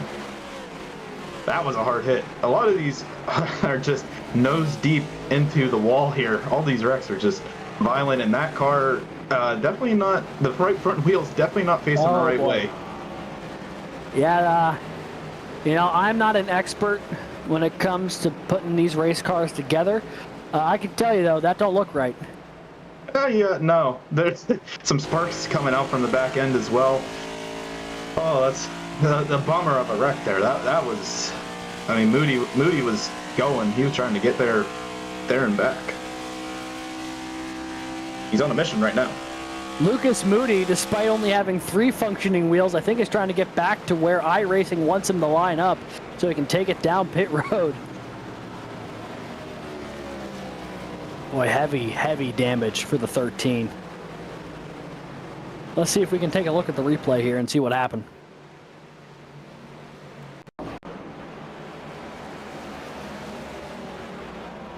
So it's a little bit before that. Here we go. So here is the restart, and you'll see, I mean, obviously the incident happens off of 3 and 4, but this was, I think, waiting to happen from the moment they got going again. Big block from the 13 up high, comes back down low to block the 19, so you already know the 13 going to be aggressive with trying to keep his track position. And the 27 gets a great run on the outside, and Brad, I'll let you take over from here and what you see. Well, first off, Ricky Paw is giving that humongous push to keep Lucas at least nose to nose here with the 27. And as he go into turn 3, just keeps on pushing, and the outside lane has that momentum. So Ricky Paw is trying to make sure the inside line is just staying up with the outside line, and coming out of turn 4 here. A little, a little overcorrection. Also a little bit of probably a little too much of a push, it looks like that. Or again, the air just got taken out from under the backside, but hard into the outside wall. You can see the 89 just about gets involved. I believe he came out with nothing, no scratches, but yeah, the 13 just absolutely ate that wall. And unfortunately, they're definitely going to be the end of his night, judging by the front of that car. Yeah, or at least his chances at winning tonight's race. Again, no fast repairs. Go ahead there, Brad. Sorry. Again, no fast repairs here, so he's going to have to let this car fix itself. We'll see if we see him back on track before the end of it. But, yeah, very unfortunate situation there. Yeah, and just one more look at it here. You see the 19 glued to the back bumper and just gets a little loose coming off the corner here. A combination of just not a great location for a push from the 19 with a little bit of air getting taken off the back. Comes right up, collects John Hagan. I mean, it's brutal for both of those guys being at the front of the field, but I particularly feel for Hagan because him and Mario Miranda had something figured out in the first half of this race. Those guys were really trucking anytime they got lined up, and looks like the 89 is going to lose his primary drafting partner out here tonight after that one. We'll have to find a new partner to dance with here for the rest of the race, but even by the end of this race, partners get split, and you just have to figure out what you can do. So, 89 again, we'll have to really work on a whim here and trying to figure out who we can work with. And Drew Williams, I believe, is going to come out with to lead us back to the green flag here. It looks like Pace lights are still on, so we have at least one more pace lap here. So, as they come by this time around, lights will go off on the pace car. Much to your point there, Brad, Drew Williams will be leading them back to the green flag. We'll have a complete shuffle in this top 10 with the 2 leaders getting taken out there in that last caution. Drew Williams, Jake Cummings, that front row. Ryan Whitlock, Ethan Decatur, row 2. Ryan Whitlock having a quiet but solid night there for Alabama Huntsville, putting himself in prime position here with 43 to go. Clint Halterman there in the 5 spot. The 077 on track alongside Armaham. Kelton Quick, Mario Miranda, Matthew Burton, Jake Hall. And you also see on screen there the amount of times that these drivers have come down pit road, and it's been a wide variety. Guys like Drew Williams and Jake Cummings up at the front of the field have only come down pit road once for tires and fuel. Although I'm looking at Clinton Halterman, and Brad, he has been a busy man on pit road. 4 stops already in the opening 50 laps and change. Yeah, he's definitely been a frequent flyer here of the pit road. So, and you can kind of see once you get back to about 13th and back, they've also been on pit road pretty frequently, such as Nanny, Lindler, and Logan Smith back there. It just, you know, if you get caught up in a wreck or two, you just have to do some quick repairs, and you know, if it's 4 times, if it's worth 4 times stopping for pit stops, then so be it. So here we go. Pace car definitely getting the opportunity to stretch its legs here today, but not a surprise when it comes to Talladega Superspeedway, a track known for calamity across the board. And something tells me we may not be done with it yet with the way this race has gone. We've also had a couple of periods of pretty decent green flag racing up at the front of the field as well. We'll see what we get this time around. Clemson's Drew Williams and Converse's Jake Cummings going to lead them to the line here. They've hit the restart zone, and here we go. Green flag back in the air.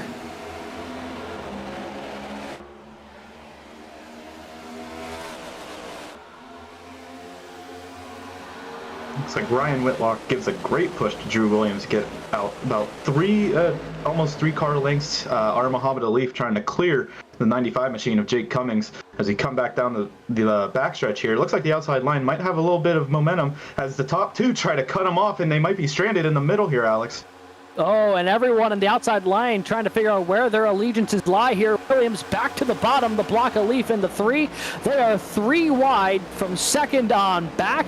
Who does Drew Williams try to block here? He's only 1 car, and he's got 3 lanes of traffic trying to chase him down. He elects to take the middle, cuts off Ryan Whitlock, who gets to his back bumper here through the tri-oval.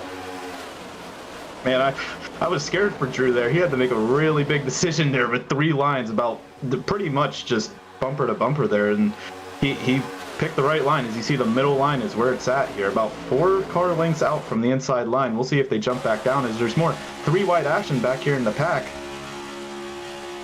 Yeah, on board here with the Auburn machine of Walker Green. The 97, haven't talked about him a ton tonight, but he is watching all this action unfold in front of him here as he's currently running right in the middle of the pack, seeing all these cars switch from lane to lane. Looks like they've got it settled back down to about 2 lanes of traffic here as he is battling with a car to his outside. You see them roar past us here as they make their way back to the start-finish line. It'll be 40 laps to go this time by. And Walker has to be a little cautious here so he doesn't lose the draft. It looks like there's a little bit of a gap between the 2. Well, it looks like it's coming back together now, but that's one unfortunate thing. If you let up 1 second and that momentum's gone, you could lose the pack pretty easily. As we have a wreck. Massive wreck off of turn 2. I think it was either Matthew Burton or Oscar Enriquez who popped it sideways up against the outside wall. They nearly flipped. Saw some cars just jumping down the backstretch there. Whew. A lot of action here. Yeah, no kidding. We turned the heavy damage for Muhammad Alif. Ball State's driver. That car, if it's lucky, will make it back to pit road. A lot of smoke coming out of there. A lot of wheel damage. And the multi-time winner from Season 10, one of the Championship 4 drivers, looks like his Season 11 campaign not off to as banner of a start. That's another thing with this inaugural race being at Talladega. Pretty much anyone that you saw at the top of the standings last season, just one wreck will take them out of this race, and you know they have to start on the back foot for this entire season if they want to get in on points. So let's see, through the corner, it looks like the 33 gets shuffled up the track a hair. Nothing too crazy though. Alif has got his teammate Ben Neller behind him. And just rough place for a push there. It looks like they were all out of sorts. The 33 goes sideways, overcorrects, back up the track, collecting Enriquez. And then there is when you see Enriquez nearly flip. Oh, he did flip. That car was mostly upside down before it got re-hit by the 12. What a wild ride for the 56 of Oscar Enriquez. More Ball State cars collected there with Kelton Quick and his teammate Muhammad Alif. Oh my goodness. We're going to have to see if we can get the onboard there of the 56. That looked like one wild ride.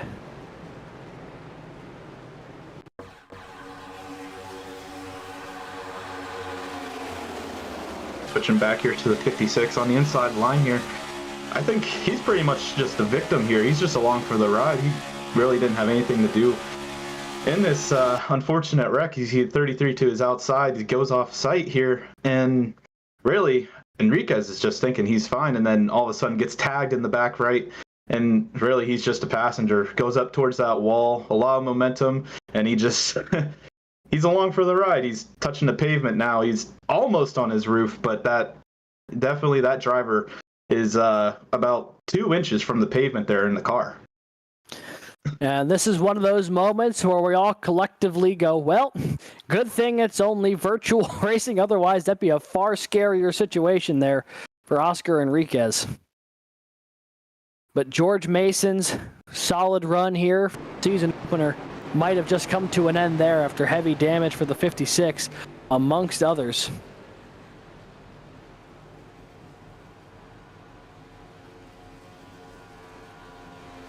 So we are going to take a quick commercial break, folks. We will be right back in just a moment with continued coverage here from Talladega. Don't go anywhere.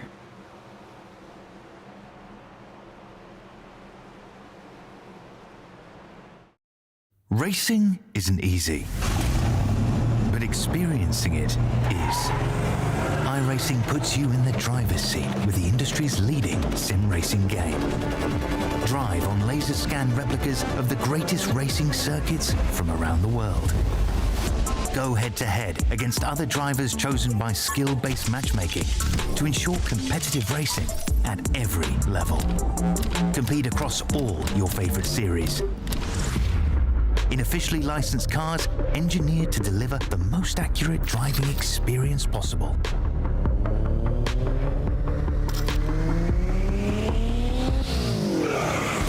Join a race or host your own with players from across the globe.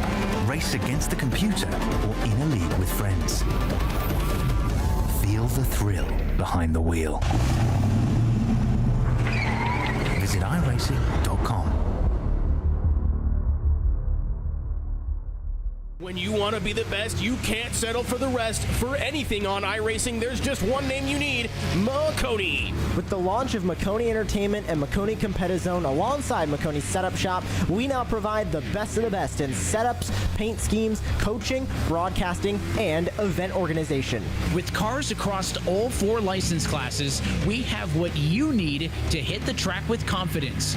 Grab a subscription and save money while going fast at MakoniSetupShop.com/subscriptions. And remember, at Makoni Setup Shop, there are setups, but your victories.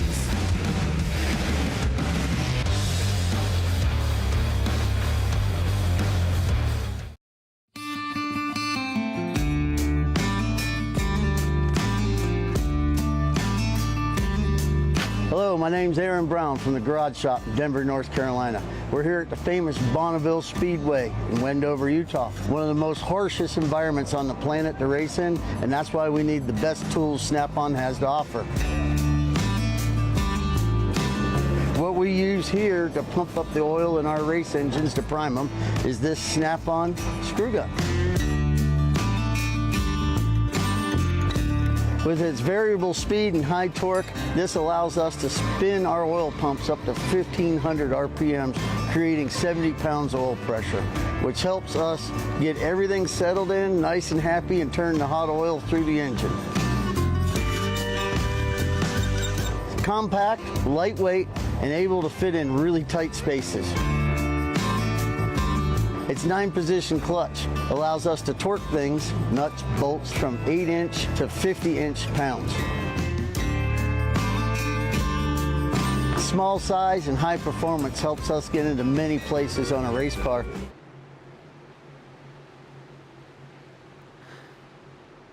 All right, folks, welcome back here. Virtual Talladega. Next time by, it'll be 36 laps to go from Talladega.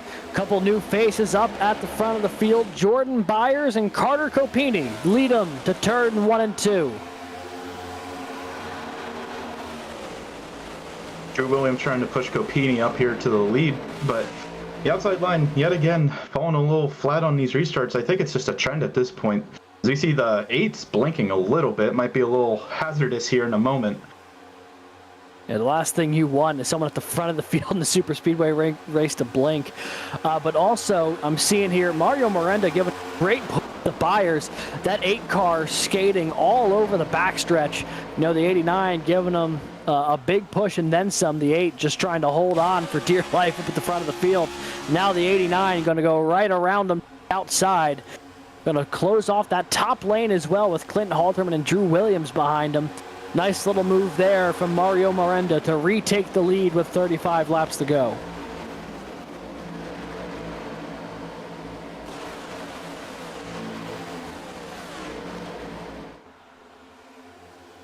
Miranda continues to lead here off of turn 2. He's got Halterman behind him, and then a couple of Clemson cars stacked up in 3 and 4 with Williams and Jake Hall. Andrew Stagey for Ball State, their highest running driver right now in P5. Whitlock separates 2 Ball State cars. He's got Daniel Nanny behind him. And then it's our host tonight, Auburn University's Walker Green, currently sitting in P8. So a couple of new faces up in the mix. About single file, 9-10 cars deep before it completely shuffles out into a whole host of things. Looks like 3 wide there. No one wants to work with the 8 of Jordan Byers right now. He's just trying to find a lane to jump into. Finally will there deep into the outside lane. And one thing to note, especially with you can see the schools on the right side of the timetable here. Clemson University got that 3rd and 4th position. You know, teammates working together, Jake Hall and Williams, they have the speed. They can definitely make a move if they really wanted to. If this was 5 laps to go, it'd be a completely different situation as we ride along here with Logan Smith going through big checkup here. Whew, as you can see, he probably went down at least 10 miles an hour, 15 miles an hour, which is a lot here at these super speedways. A lot of momentum lost there. Looks like the yellow has come out once again. Not entirely sure for what, though. We'll have to try and find it on track here. Let's see what might have been the 321 of Alex Finnerty, potentially. Not entirely sure where this happens in line, though. It might have involved the 68 as well. I don't know, he just disconnected from the session, so potentially something there.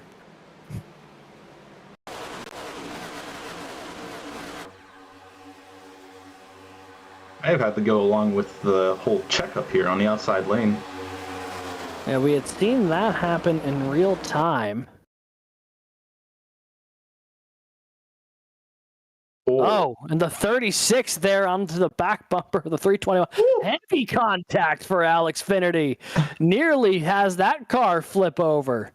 Almost back-to-back flips. Boy, heavy contact for the 321.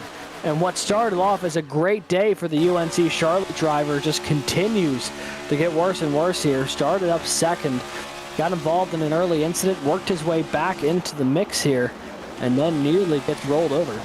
Yeah, contact with the Emory and Henry University driver. And just heavy contact for that 321 machine. Alex Finnerty not having a good time out here at Talladega in the season opener. These cars are prone to flip here at Talladega, and we've seen, well, 2 wrecks now where at least the one set of tires are up off the ground. And honestly, with these wrecks, we get going further into the end of the race here, people are more desperate. There's going to be more and more people trying to move between lines to get up to the lead, and we're probably going to see at least another car up in the air, possibly.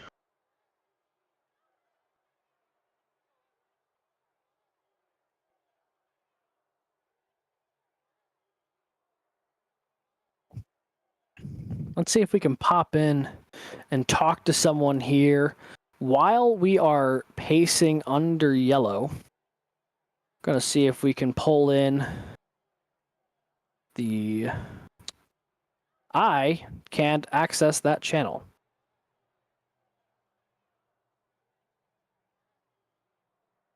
They got to stop asking me to interview people who are in locked channel.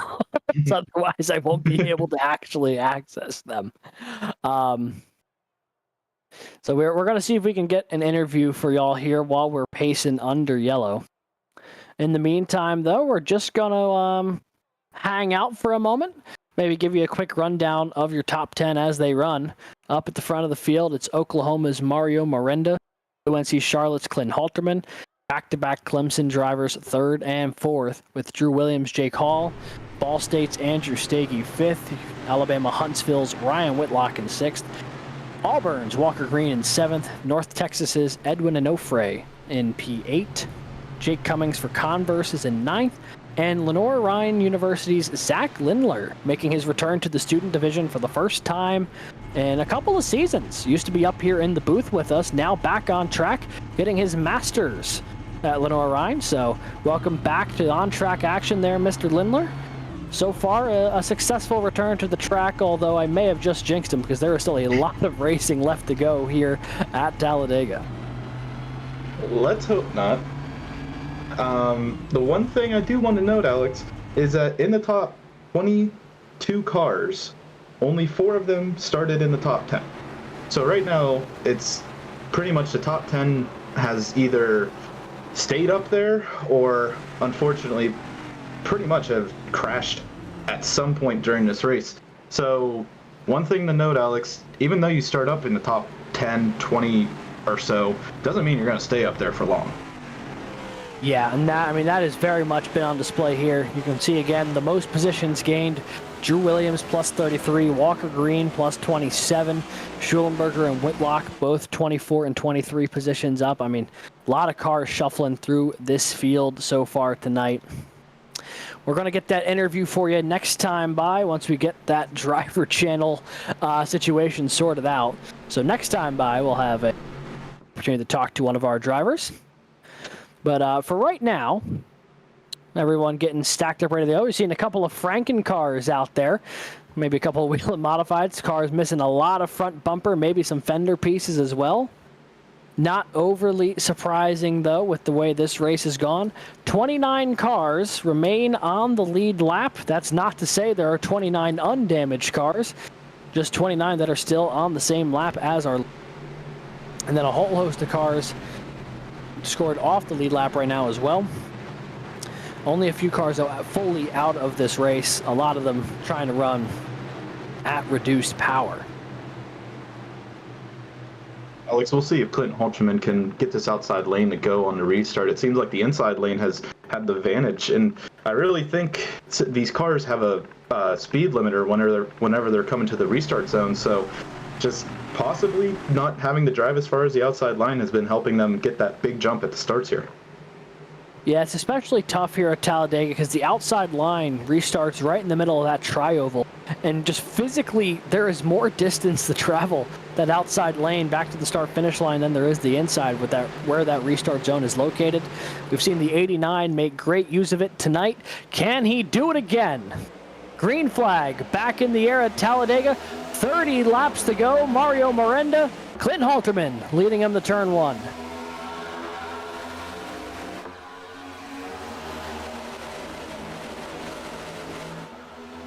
And when you have a car like Drew Williams behind you, I feel like this inside line may never really, have more than 2 or 3 cars extended. Oh, big wreck coming out of 2. Looks like the 36 cars turned around. Sawyer Mullins hard into the outside wall, and we are back under yellow condition. Boy, he hit that wall hard. That 36 machine pancaked the outside safer barrier. And just as they were getting back up to speed, it is going to settle back in once again. Talladega claims another victim. See if we can get a replay of that. And really, the coming out of these 2 corners, it seems like a lot of drivers are having a lot of problems, which, like we said before, there's a lot of weight reduction in the back end whenever you come out of these corners. So we're sitting here with the 36 on the inside line. Doesn't look like he's getting pushed or anything as at the moment. Nick Stockner behind, and a little bit of a checkup, and it looks like, oh yeah, the 124 car just sends him to the outside wall, and he's collected in it, unfortunately, as well.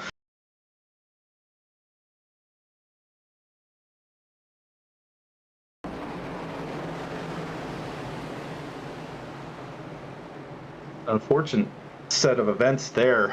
As you can see, the 36 car, pretty sure just took it to the pits after that one. Yeah, I can't say I blame a couple of cars really getting caught up there in a big way. On board here, back bumper cam of Sawyer Mullins. Everything gets stacked up, gets tagged by the 124 of Nick Stockner, but not really anyone's fault there for the 124 or the 36. I mean, you can only do what's happening in front of you, but that chain of events, that reaction that just cycled through the field, ultimately ended up a big mess for the 36, the 124, and more. Even the best drivers can avoid that kind of wreck. I mean, the checkups are just notorious here at Talladega and Daytona and really anywhere. So unfortunate. For hopefully they'll be able to get back on track and compete for the win here. All right, so let's see if we can talk to one of our drivers real quick. We're going to see if we can pull the 199 of Edwin Onofre from the University of North Texas.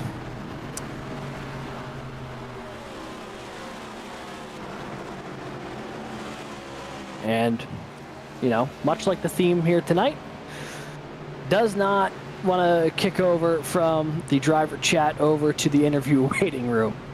So it has just been one of those nights here for me, so apologies, folks. Every time I've tried to interview somebody tonight, something has come up. We will try and get that sorted. But yeah, I'm attempting to move him here to the booth so we can chat with him for a minute.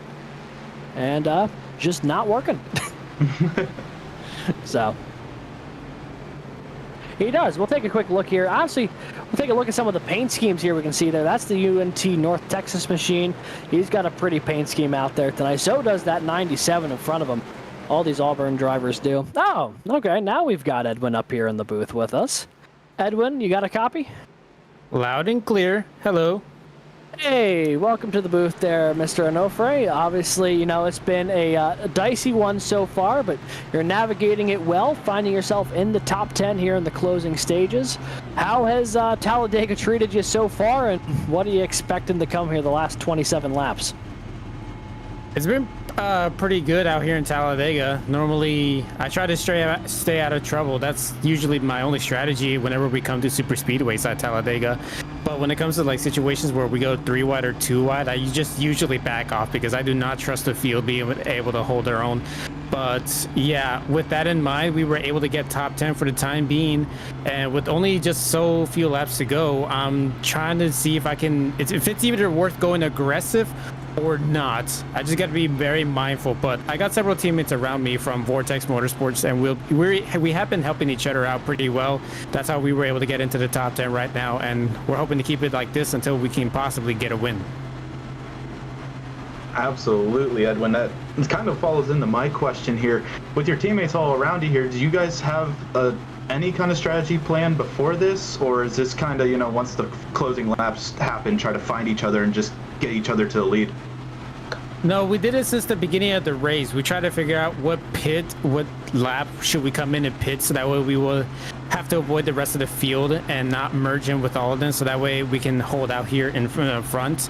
And right now, because of the last stop, I'm good on fuel. I can burn as much as I want to right now, but I believe it's safer for me to conserve some of it in the case that we're going to get several overtimes. But because of the number of cautions that have been held out here so far, I'm pretty good until the end. I'm just going to have to wait for approval to go full out, full send to get the win.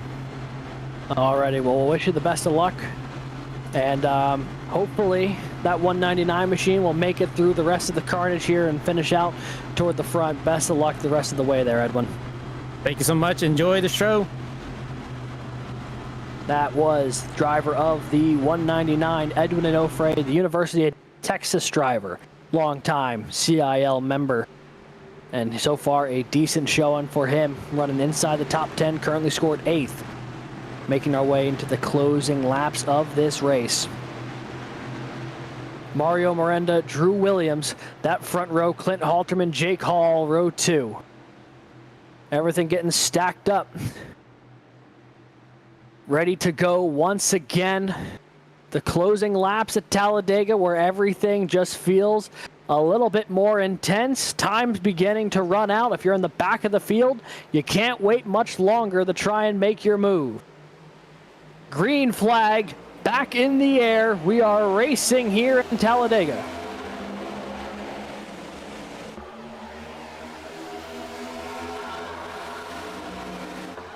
The outside line having a little bit of a restart there. Mario's the only one that seems like they're able to clear that line. As they come through turn 1 now, Mario moves up to the block to the outside line.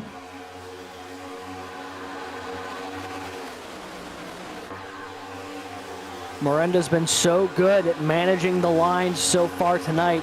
He has been more consistently at the front of the field, I think, than just about any other driver in the field tonight. Currently leading that outside lane with Williams, Hall, and Ryan Whitlock.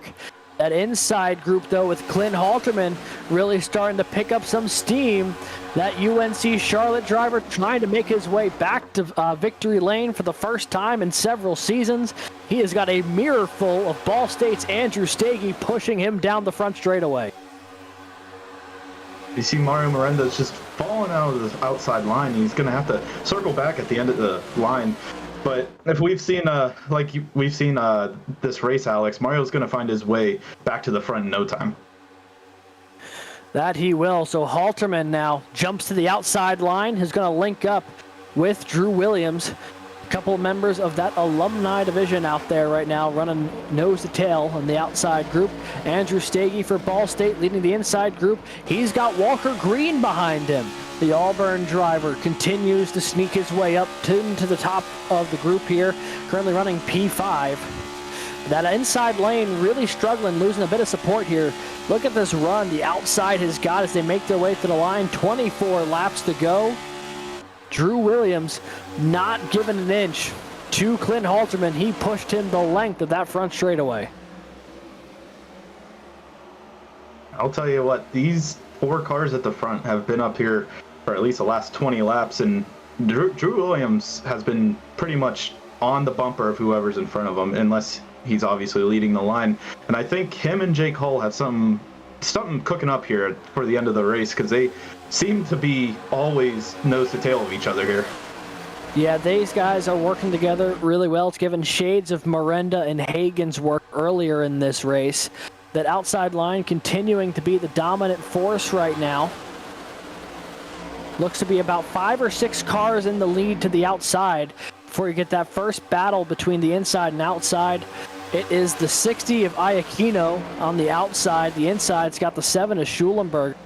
They're battling for about P6 on track right now, and that is where they are met up for the 2 lines. That outside group, though, continues to roll. Halterman, Williams, Hall, and Whitlock.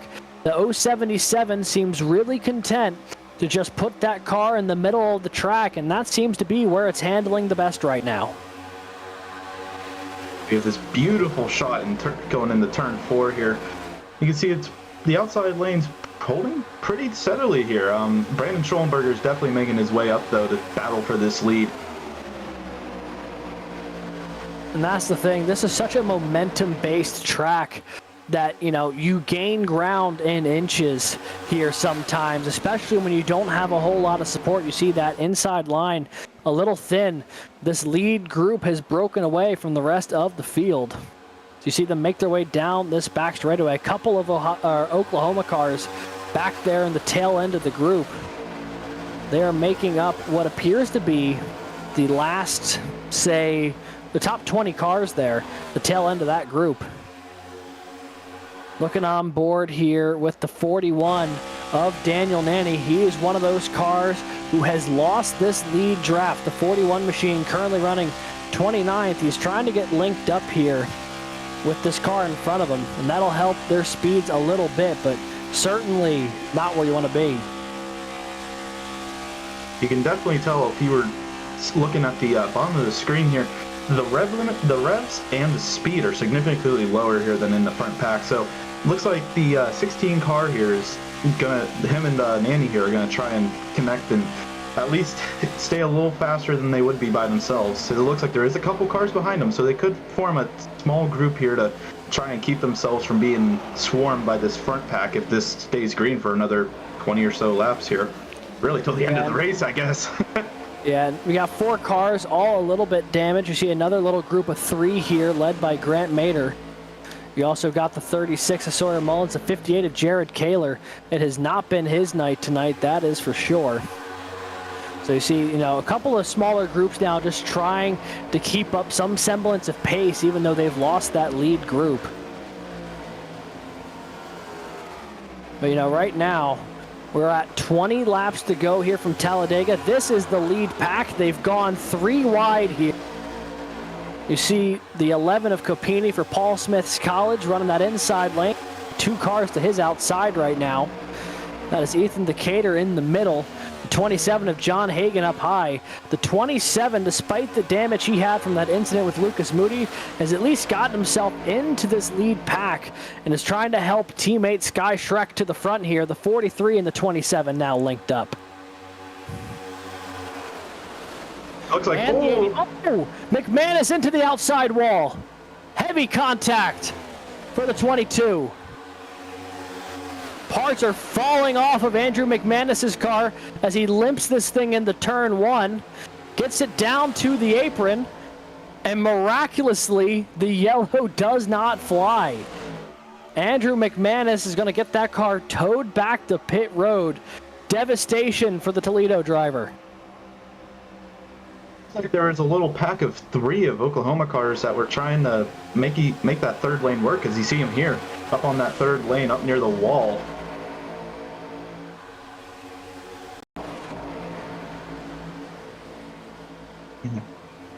That bumper went flying, I'll tell you that.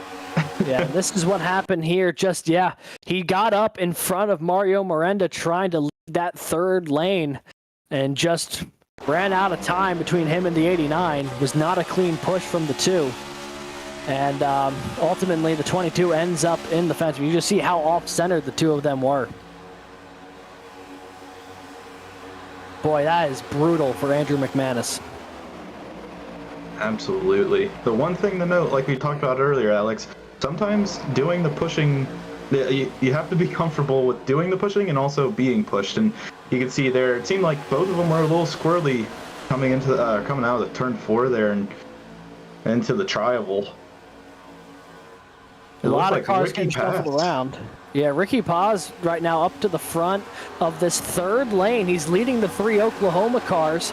You can see the damage to Miranda's 89 right on the front end, as now he actually dropped into line and way down to the bottom. He actually separated Drew Williams and Clint Halterman.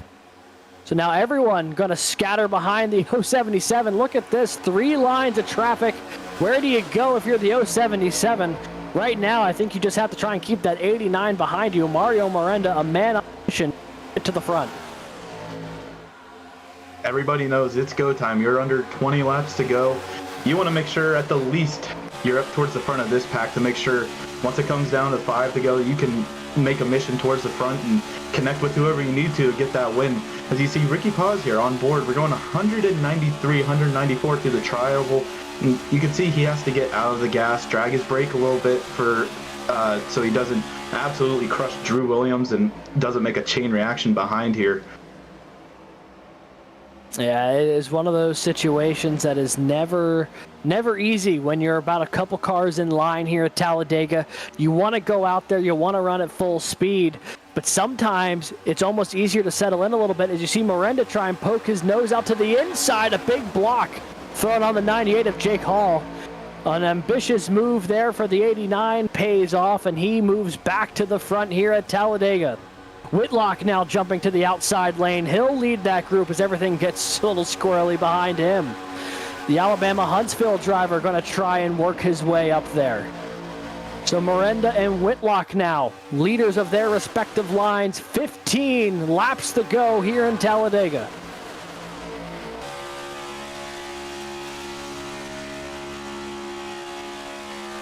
Looks like this pack behind them is really biting at trying to get to the first to the front of this pack. I mean, like I said, you have to make sure you're in the right place at the right time to win this race, and everyone's trying to get to the front so they can at least have a chance. If you're really towards the back of this pack, you're trying to figure out how to get to the front, and if you're in the front, you're trying to figure out how to stay there. And I think Mario Miranda has done a great job on doing both of those throughout this race. Yeah, the big question is for Mario Miranda, it's been no secret that the cars he's worked the best with are his Oklahoma teammates. But he has made some pretty ambitious moves here tonight. Who does he have some goodwill with when it comes down to the final couple laps? Who won't bail on him when it comes down to the closing minutes? You see Paz, a big move down to the bottom. The two Oklahoma drivers trying to go all the way up the rail, out to that outside lane. 4 wide down the backstretch here. Things running narrower and narrower. There is more and more taking of positions and far less giving as the intensity continues to ramp up here in the closing stages. Almost a dicey move there from Cummings and Williams, almost a bad push. But they'll keep it collected there in that outside lane, the inside lane, getting all sorts of scatter someone sideways. Easton Decatur hard into the outside wall. That'll certainly have to bring out a yellow. There we go. iRacing wanted to give you a little bit of a little scare there. I was about to be floored if they didn't. It took a second, but the yellow flag comes out with 13 laps to go, and the day is over for Ethan Decatur. The Valpo car has definitely seen better days. That Valparaiso machine that front right wheel is not moving. And you see, he was part of that 4 wide battle going on here on the bottom lane, going down the backstretch. I believe the incident will be coming out of turn 4 here. So as you can see, things kind of square out from that 4 wide battle and simmer down a little bit on going into turn 3, right behind Ricky Paz here. And really, Alex, it looks like from this angle, he's got no one in front of him that, or at least doesn't look like it's too much of an accordant effect. Ryan Whitlock to his outside here and coming out of turn 4. Oh, the little check up there from the group, and it looks like the 063 car of Devin Defoe. Had a little bit of a bad bump there, and one of the Oklahoma cars, Sky Shrek, gets involved. Yeah, it also looked like the 60 of Nick Iacchino got caught up in that as well. So several drivers who are having pretty solid days collected in that one. That's the inside line got checked up. Tough break for Ethan Decatur, Nick Iacchino, Sky Shrek, and more. And this is going to put the drivers in an interesting spot here. I'd imagine a couple of them might think about coming down to get some fuel in a moment. But we'll ride on board here with the Valdosta State car of Nick Iacchino, and you'll see the point of view that he saw when this all unfolds. There's just nowhere to go. So it looks like he only glanced it, but when we were looking at that front view, Brad, it looked like the front bumper got really torn up. Yeah, I mean, no words there. He looked like he didn't even have an inch between him and that Valparaiso car. Hey, I mean, sometimes iRacing has its moments where it, wants to take the bumper off, and we've seen enough of them today. I guess iRacing just wanted to rip that one off for us real quick. Alrighty, folks, we are going to take our final commercial break of the race. When we come back, the remaining coverage of the War Eagle 200 presented by Auburn iRacing. You won't want to miss this finish. Don't go anywhere. Racing isn't easy, but experiencing it is. iRacing puts you in the driver's seat with the industry's leading sim racing game. Drive on laser scan replicas of the greatest racing circuits from around the world. Go head-to-head against other drivers chosen by skill-based matchmaking to ensure competitive racing at every level. Compete across all your favorite series. In officially licensed cars, engineered to deliver the most accurate driving experience possible.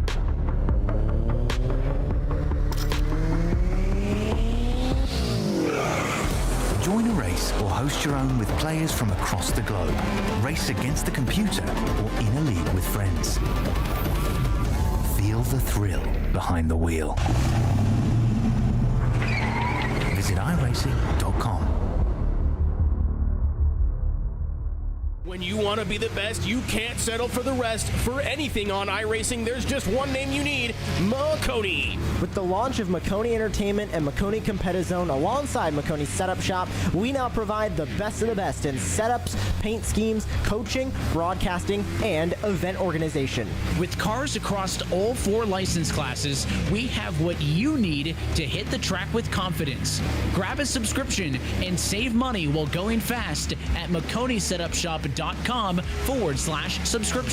And remember, at Makoni Setup Shop, there are setups, but your victories.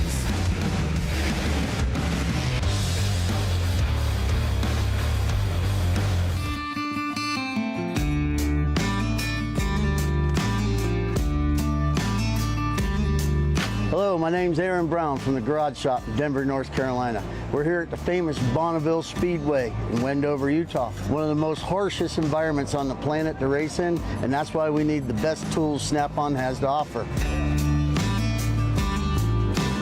What we use here to pump up the oil in our race engines to prime them is this Snap-on screw gun. With its variable speed and high torque, this allows us to spin our oil pumps up to 1,500 RPMs, creating 70 pounds of oil pressure, which helps us get everything settled in, nice and happy, and turn the hot oil through the engine. It's compact, lightweight, and able to fit in really tight spaces. Its 9-position clutch allows us to torque things, nuts, bolts, from 8-inch to 50-inch pounds.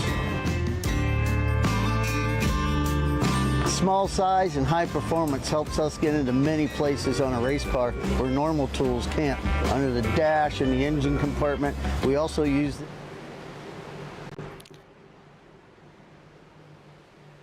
Alrighty, folks, we are back. The final 10 laps of the War Eagle 200 presented by Auburn iRacing here on the Garage Shop College Cup Series Season 11 opener to the season.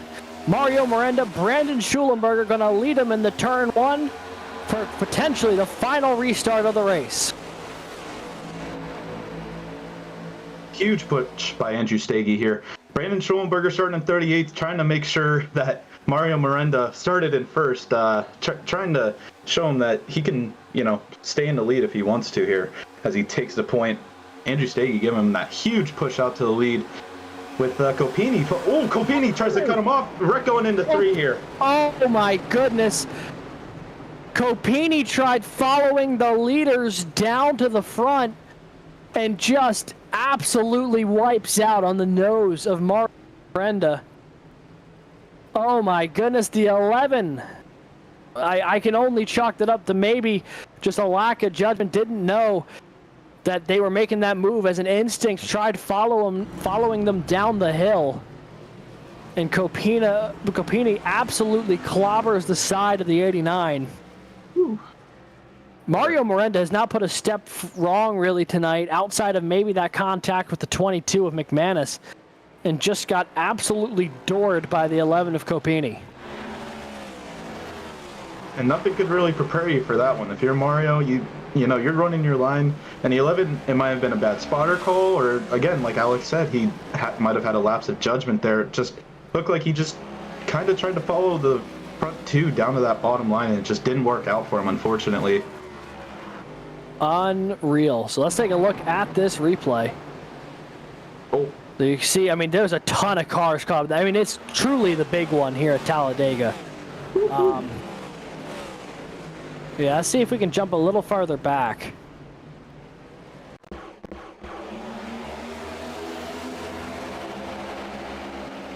So this is them getting back up the speed.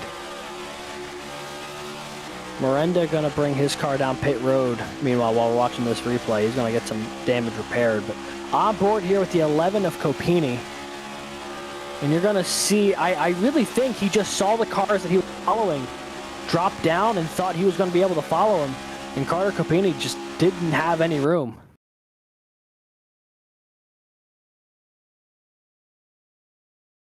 As you see Logan Smith behind here, he wasn't clear. I'll tell you that. Not even close. Yeah. The 89 he had gotten a nose ahead of the 89, and honestly, miraculously, the 89 looks like he got out of that relatively okay. Iacchino and Jake Cummings, not so much. Nick Stockner, not so much. Yeah, obviously this happened at the front of the field, so there was just more calamity behind, people trying to make sure they didn't get involved. And unfortunately for drivers like Nick Stockner, it just happened to him, unfortunately. Yeah, that's some brutal stuff there. And it's worth noting at this point, folks, but the way this race has gone tonight, we'll pull it up on screen after the replay, but we may end up ending this one on time rather than laps finish. We'll see if it comes to that. But on board here with Mario Miranda, the pole sitter has led, I'm pretty sure, the most laps here tonight. And I mean, from his viewpoint, I mean, this is just going to look insane. The 11 just flies down the track into him. I mean, yeah, it's still just... The nose was past the rear wheels. I mean, there is just no room for the 11 to try and follow the 88 in. 34 barely getting by as well. Logan Smith happy to get out of that unscathed. The 95 got tagged, and honestly, the 89 didn't get too much damage on that wreck.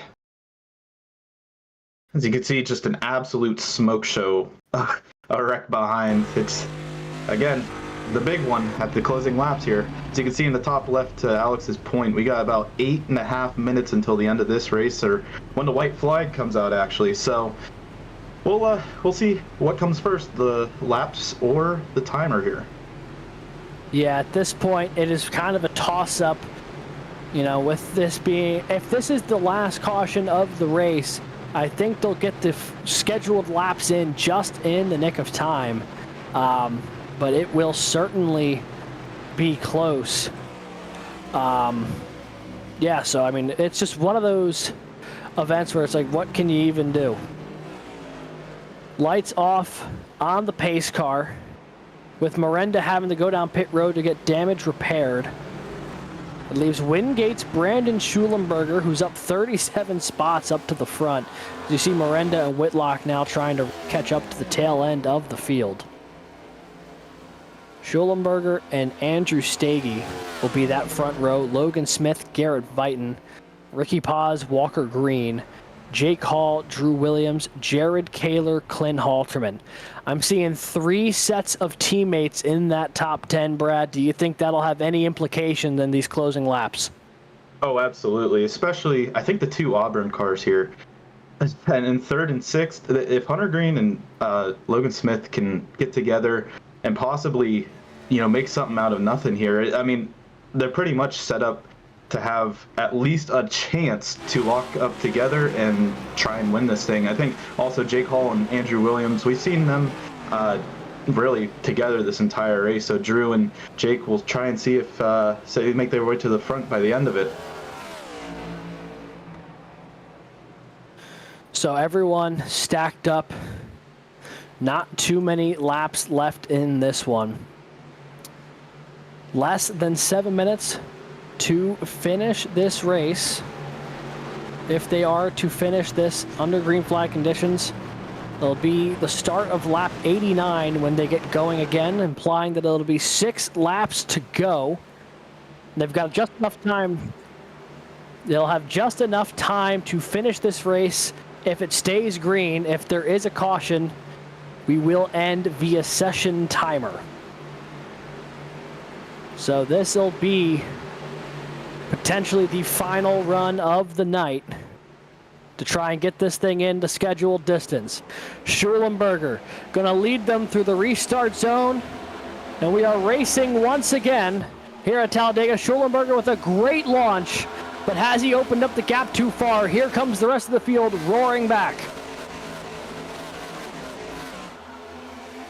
Looks like Logan Smith has fallen down into the inside line here to push Brandon Schulenberger out of turn 1. And it looks like Andrew Stagey is going to be coming on the outside lane. And I believe Garrett Vighton's going to be pushing him. Third line forming now. Drew Williams, Clint Halterman going to try their luck out there. Mario Miranda going to go with them. 3 cars who are no strangers to the front of the field. The 89 back in P12. Going to see if he can get back up to the front one more time, despite the damage with that contact with the 11. Andrew Stagey takes the lead here for Ball State, drops to the inside line. He's going to have Garrett Vighton back there with him. 3 lanes have formed here, 5 laps to go from Talladega.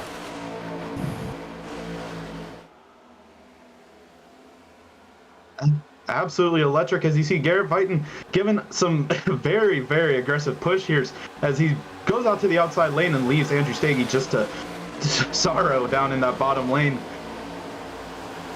Yeah, Logan Smith went with him, but I think that was the wrong call. Everyone went up and over. They've passed him now. Garrett Vighton leads. Schulenberger second. Drew Williams, Clint Halterman, those two have worked together all night. They're sitting 3rd and 4th. And look at Mario Miranda up to 6th. He's pushing Walker Green like his life depends on it here. Trying to get into the mix now to the back bumper of Clint Halterman. Playing the airwaves really fine right now is that 89 machine. 4 laps to go. Williams on the outside. Vighton on the inside. Big move from Paz deeper in the field. Nearly chopped the nose off there. As it looks like Paz is trying to make a 3rd line form here. Really, Alex, anyone in this top 15, they're still within a second. They can make their way up to the lead at any point with 4 laps to go. That's how crazy Talladega can be. As we see Ricky Paz forming that 3rd outside line, and he's getting some help here. It looks like the 88 car here, and it looks like a couple other cars trying to make that 3rd line work, but it looks like that it might work. We'll see in a little bit here. Here we go through the tri-oval, coming to 3 laps to go now. Drew Williams won the Clash last week, his first CIL victory in a next-gen car. He won the Season 8 championship the one year that they ran the Gen 4s. Does he have what it takes to manage the lines here and close off a miraculous 37th the first run? He has to survive 2.5 more laps, but look at the field fan out behind him. Everyone hungry, trying to find their way to the front. Diving to the bottom now, an ambitious move from Miranda. Big block from Williams. Drew Williams now leading the 89. Halterman trying to lead that outside lane back, coming off of turn 4. Miranda chops off Halterman and almost causes the wreck. A lot of close calls here. Front there. Almost 3 wide for a second. Vighton, Halterman, and Miranda. That middle lane is where Williams elects to go to try and block. Miranda has help up high from Hall. 2 laps to go here from Talladega. The Oklahoma driver won the pole. He's got his teammate John Hagan 2 cars behind him despite the issues they've both had tonight. They found themselves in contention when it matters most. Going into turn 3 and 4 for the penultimate time tonight. Mario Miranda leads. Jake Hall dives to the bottom. He's got his Clemson teammate Drew Williams behind him. Here comes the T-work into play here, Alex. I'm telling you what, it's Clemson versus Oklahoma right now. It is really a 1v1 here with these two cars at the front. Unless Ricky Paz or anywhere back there can jump out and make that third line work. Here we go. White flag in the air, brought to you by McConey Setup Shop, the home for setups, paint schemes, coaching, and more. Visit McConeySetupShop.com and subscribe today. Mario Miranda leads them through turns 1 and 2. Jake Hall climbs the hill trying to find something, but there's no one there. Miranda, Hagen, Williams, Vighton, that inside line, they're crashing behind them, but it's not going to matter. They're going to run this thing to the stripe. Pause into the wall. Miranda's got his teammate John Hagen behind him. Will anyone be able to mount a charge to get up there in time? Through 3 and 4 for the final time tonight. They are continuing to wreck behind them. Williams is the only one there, as is Logan Smith. But it's going to be an Oklahoma 1-2 finish as they make their way through the tri-oval. Mario Miranda comes back to win it here in Talladega. That Oklahoma connection. The Oklahoma connection indeed there, Brad. 1-2 finish for the Sooners. They were linked up so much in the early going. Got separated, got into incidents, came back. What a victory for Mario Miranda. I thought his chances were done when he got into that collision with the 11. Holy. As you can see, some love being shown between the Oklahoma teammates and Ricky Paz here, showing his gratitude to Mario Miranda here. Great race. He really, once he was in that lead, Alex, it was hard to get him out of there. And as we saw in the closing laps, he was the big guy that just, you couldn't get around him really. Yeah, he made that car 2-3 lanes wide, got it done, got hooked up with teammate John Hagen when it mattered most. And now I'm sure not only will the 89 burn it down, I'm sure he will join him. Oh, so the 27 wasn't even on the lead lap, so not a 1-2 finish, but a great push from Hagen to get his teammate to the front. So Mario Miranda gonna win it for the University of Oklahoma. Logan Smith finishes second for Auburn. Hey, in the race they sponsored, what a great showing, a podium finish for Logan Smith. We'll be talking to him a little bit later in the show. Drew Williams for Clemson, the last podium spot. We'll be talking to him as well.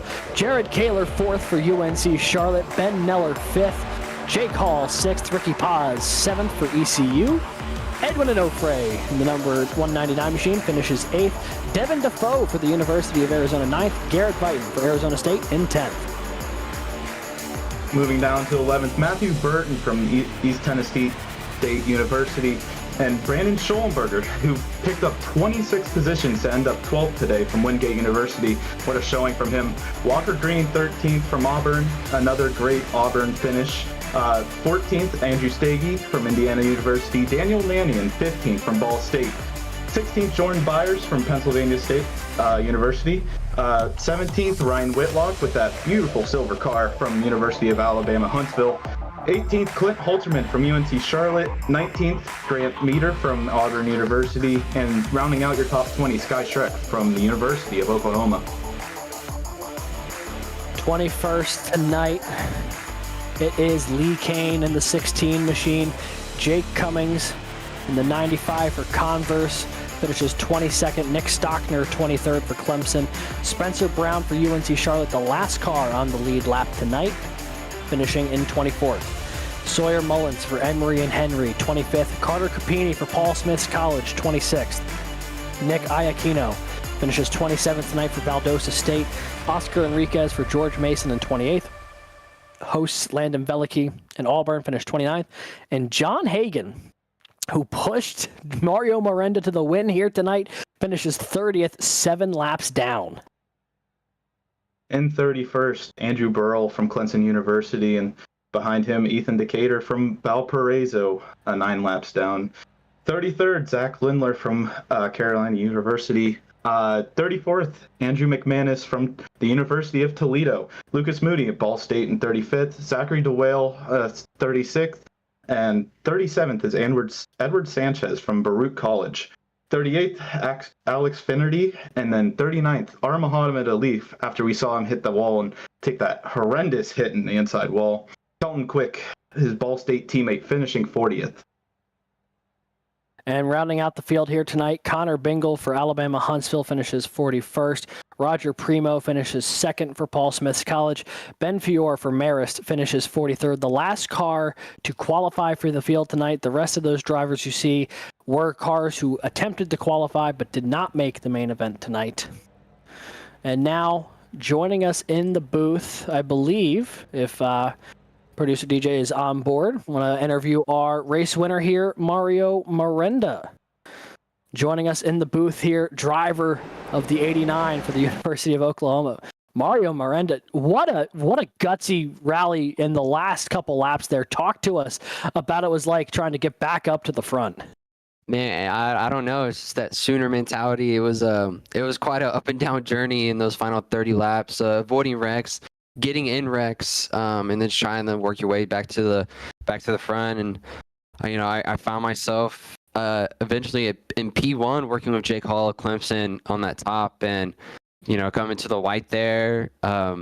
Both my teammates had unfortunate luck, but Jake leaves me to go to the bottom, and I look in my rearview mirror, and my teammate's right there behind me. A couple laps down, but with a clean car, a car that's able to push. And John, who pushed me to the win, eventually was quiet on the comms until he was right behind me. I didn't even realize that he was pushing me halfway through the last lap. But it was really good teamwork, honestly, that put me up there with the OU guys. We worked really hard to stay in the top 10 those last 20 laps, and unfortunate luck for them, but we still persevered, and teamwork is what really put me in victory lane tonight. Yeah, I was going to ask you, it sounds like the fact that it was your teammate who was 7 laps down behind you was able to be there. Sounds like a bit of a surprise.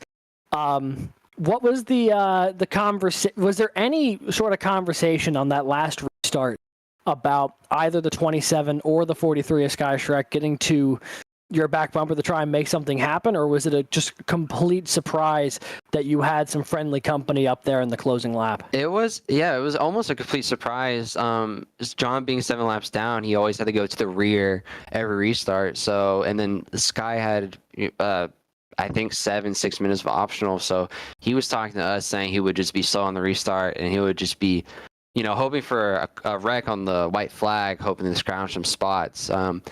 John had stayed mainly quiet in the last couple laps, and I was just trying to work with Sky, and he didn't talk until he was right on my bumper, leading the top lane. I had no idea he made his way up through the field. He was just silent, really doing the dirty work back there, and ended up right behind me. And that last lap, we just talked, get to the bottom here, push here.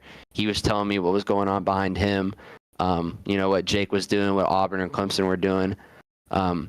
And yeah, it was real good communication on that last lap. And he told me out of 4 that it's us. It's just us, no one else. And it was a really good feeling to do that with everyone. And John's a new addition. It's his first race for OU.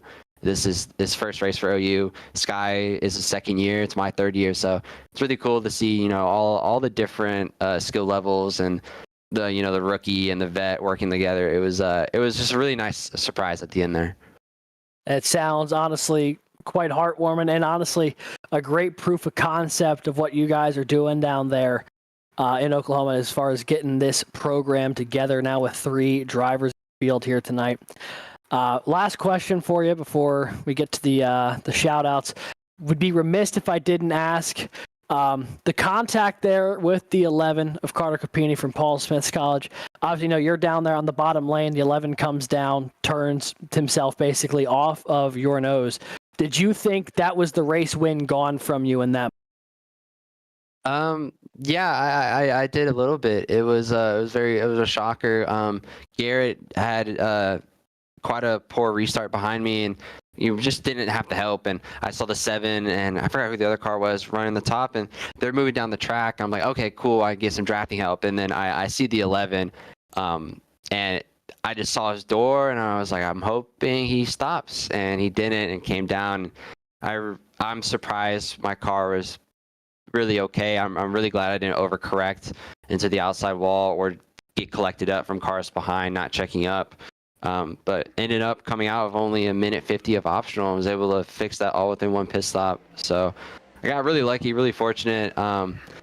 It was definitely a scare. I had no idea what the 11 was doing, but he told me he got the all clear. But yeah, just really lucky there. Yeah, and ultimately we're able to muscle it out to win the first race of season 11 here for the Garage Shop College Cup Series, punching your ticket to that CIL postseason here.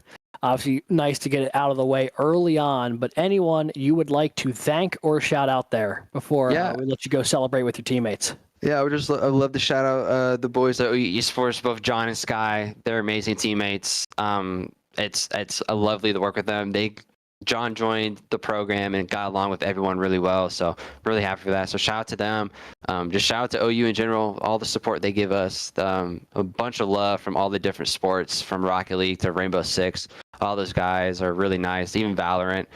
And then shout out Twisted Tech, Computer Connections, Moza Racewear, all those companies that support us and give us the ability to do what we can do and end up in victory lane. So shout out to all those, and also shout out to all the OU fans out there. Boomer Sooner. It was quite a few of them in there in chat from the looks of things. Mario, congrats on the victory here tonight. Well earned, and hopefully we get to see you up here again in the booth real soon. Thank you guys, appreciate it. And that was race winner Mario Miranda. The number 89 machine for the University of Oklahoma wins the season opener here tonight at Talladega. However, our sponsor hosts, Auburn University, put together a pretty solid finish themselves, and Brad Daniels has caught up with Logan Smith here on pit road, our second place finisher. Hey, Logan, Great finish tonight. Amazing second place. It's really probably one of the best outcomes that could have happened here at Talladega, because you can never know what's going to happen here. Could you tell us what your thought process was coming to that final caution? Did you think there was going to be another caution, or did you have like something planned for those final 5 laps? I knew there was going to be another wreck at some point. I hate that it was such a caution fest for the people watching, but I thought we had a pretty exciting finish. So at that point, I was just keeping my foot in it and just trying to be as straight as possible and pray that I missed the big one. I know the 11 kind of cleared himself right there towards the end, and I was watching out for that for a while. So I was ready for that to happen, and I was very thankful that I ended up squeezing by that one. Absolutely. We were actually watching that replay as you were just squeaking by, and since you had a couple close calls tonight, like when you were coming to that white flag and you knew there was going to be another wreck at some point, were you trying to figure out who was in front, like who could you trust, who couldn't you trust, and like trying to figure out where to put yourself on the track for the best result? Or was it kind of just like a wing it thing and make sure to keep your foot to the floor and don't look back? I knew a lot of the guys up there I could trust. There was a lot of skilled drivers there towards the front at the end. So I knew I could push Clint and give him everything I had, and he'd be able to take it. And so I was just pushing him as hard as I could. And luckily, coming out of 4, the seas parted when they collided in front of me, and I got a run, and there was just nothing I could do. I was the third car in line with no help, and obviously he had his teammate helping him to the finish there. So I hate that we couldn't get the Auburn car in victory lane for the War Eagle 200, but a podium is very nice for sure.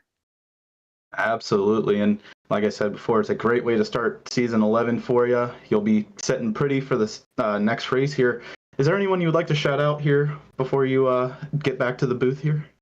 I just want to thank my team for helping us tonight. We had strength in numbers tonight. We had 4 cars on the track. We had 2 crew chiefs with us. We were all in a chat together. So I thank them for their effort.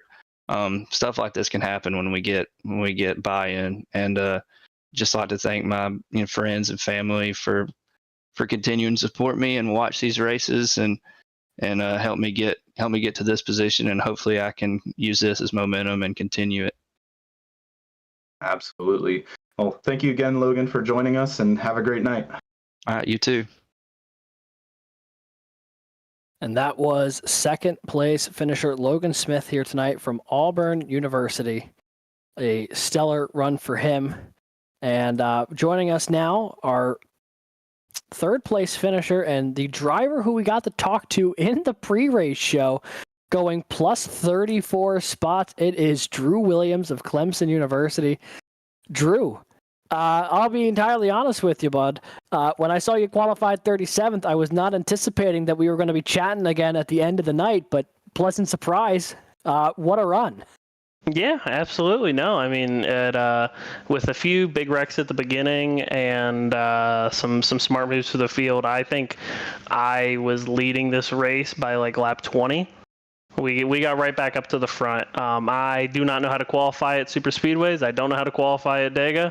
I only made the field by a couple tenths or a couple hundredths, but we know how to drive. We know how to get back up here. That was clearly on display. It looked like you were finding a lot of teammates out there, both with Clemson, then a couple of cars, a part of that OWR group. It looked like you and Clint Halterman especially really had that thing dialed in from the drop of the green flag. What was it like working with a driver like the 077, knowing both of you guys could really kind of go full out and trust each other to not turn one another? I mean, it's fantastic. I was really blessed to see that Clint also had a bad qualifying, and I was able to hook up with him kind of early in the race. We got separated, and then we found each other again around like lap 40 or something like that. Was really, really happy to work with him. We've run some other leagues in the past. We've done a lot of super speedways together. We've pushed each other at drafting tracks. We've pushed each other at 2-mile tracks. Me and Clint know really, really well how each other drive and how to work with each other. So yeah, the second I was able to get to his bumper, I knew we could drive past damn near anybody. And it certainly seemed like that was the case. You nearly got all the way up there. Ultimately, a solid P3 run, though. You won the Clash, podium here tonight at Talladega. Got to imagine you're feeling pretty good about how this season started. Absolutely. This was the scariest race. That's why I told you in the pre-race, I just wanted to finish this race, get some points out of it. I got a stage win and a podium. So tonight worked out fabulously for me. I thought we had winning speed, but just in those last couple laps, I got shifted away from Clint, and I had Jake Hall with me. I had Jared Kaler, and just I wasn't able to hook up with any of them, and Mario was able to get with his teammate. So yeah, wasn't able to bring home the win, but I definitely think we had the speed, and the point situation is looking immaculate going into a few really strong tracks for me. Absolutely. Well, hey, Drew, anyone you want to thank or shout out while you're up here in the booth? Of course. I want to give a huge shout out to the Garage Shop for sponsoring the series. A huge shout out to Auburn iRacing for sponsoring tonight's run. I wish we could have given them less cautions, but it is what it is. And a huge shout out to all my Orangeville Racing buddies. We had a great run. Well, some of us had good runs. A lot of us got taken out really early in the race, but they all stuck through. We all finished with varying amounts of laps down. But we're looking forward to next week. Alrighty, well, hey, Drew, thanks for joining us up here in the booth once again. It was a pleasure to talk to you multiple times tonight. And to your point, looks like you're going to be sitting real pretty in the points here going into the next race. So congrats again. Awesome. All right. Thank you so much. And that was third place finisher Drew Williams tonight. Speaking of the next race that he will lead the points into, we are headed out west to Auto Club Speedway, everyone's favorite now defunct 2-miler, coming up next week, September 9th, 8:30 p.m. for the pre-race show. Green flag drops at 9. You won't want to miss it. How will things fare once we get off the high banks of Talladega and onto a track where you'll need the brake? Well, you'll find out next week. Same bat time, same bat channel when we head to Auto Club. And if that wasn't enough for you, we've got a couple more races here happening in the CIL this weekend. You got FC Wednesday night starting at 9 and the Endurance Series Thursday night at 9. It's right here on this channel. You won't want to miss either of those. Brad, any final thoughts before we wrap this one up and call it a night? No, just really emphasizing we saw a lot of action tonight, a lot of skilled drivers, and like we talked about, the race was more exciting than pretty much, even though there was a lot of cautions, it was very exciting for pretty much everyone involved. So I'm so thankful for the drivers and thankful for everyone here at the CIL to help this become one of the greatest races of the season, and hopefully more to come. Absolutely. Well, I want to thank everybody who tuned in here tonight, from everyone here at the CIL, for producer, DJ, co-commentator Brad Daniels, everyone at the CIL, and everyone involved here in this race. I want to thank you all tonight for tuning in. And after this one, we will see you next week at Auto Club. Good night, everybody. Go get some rest.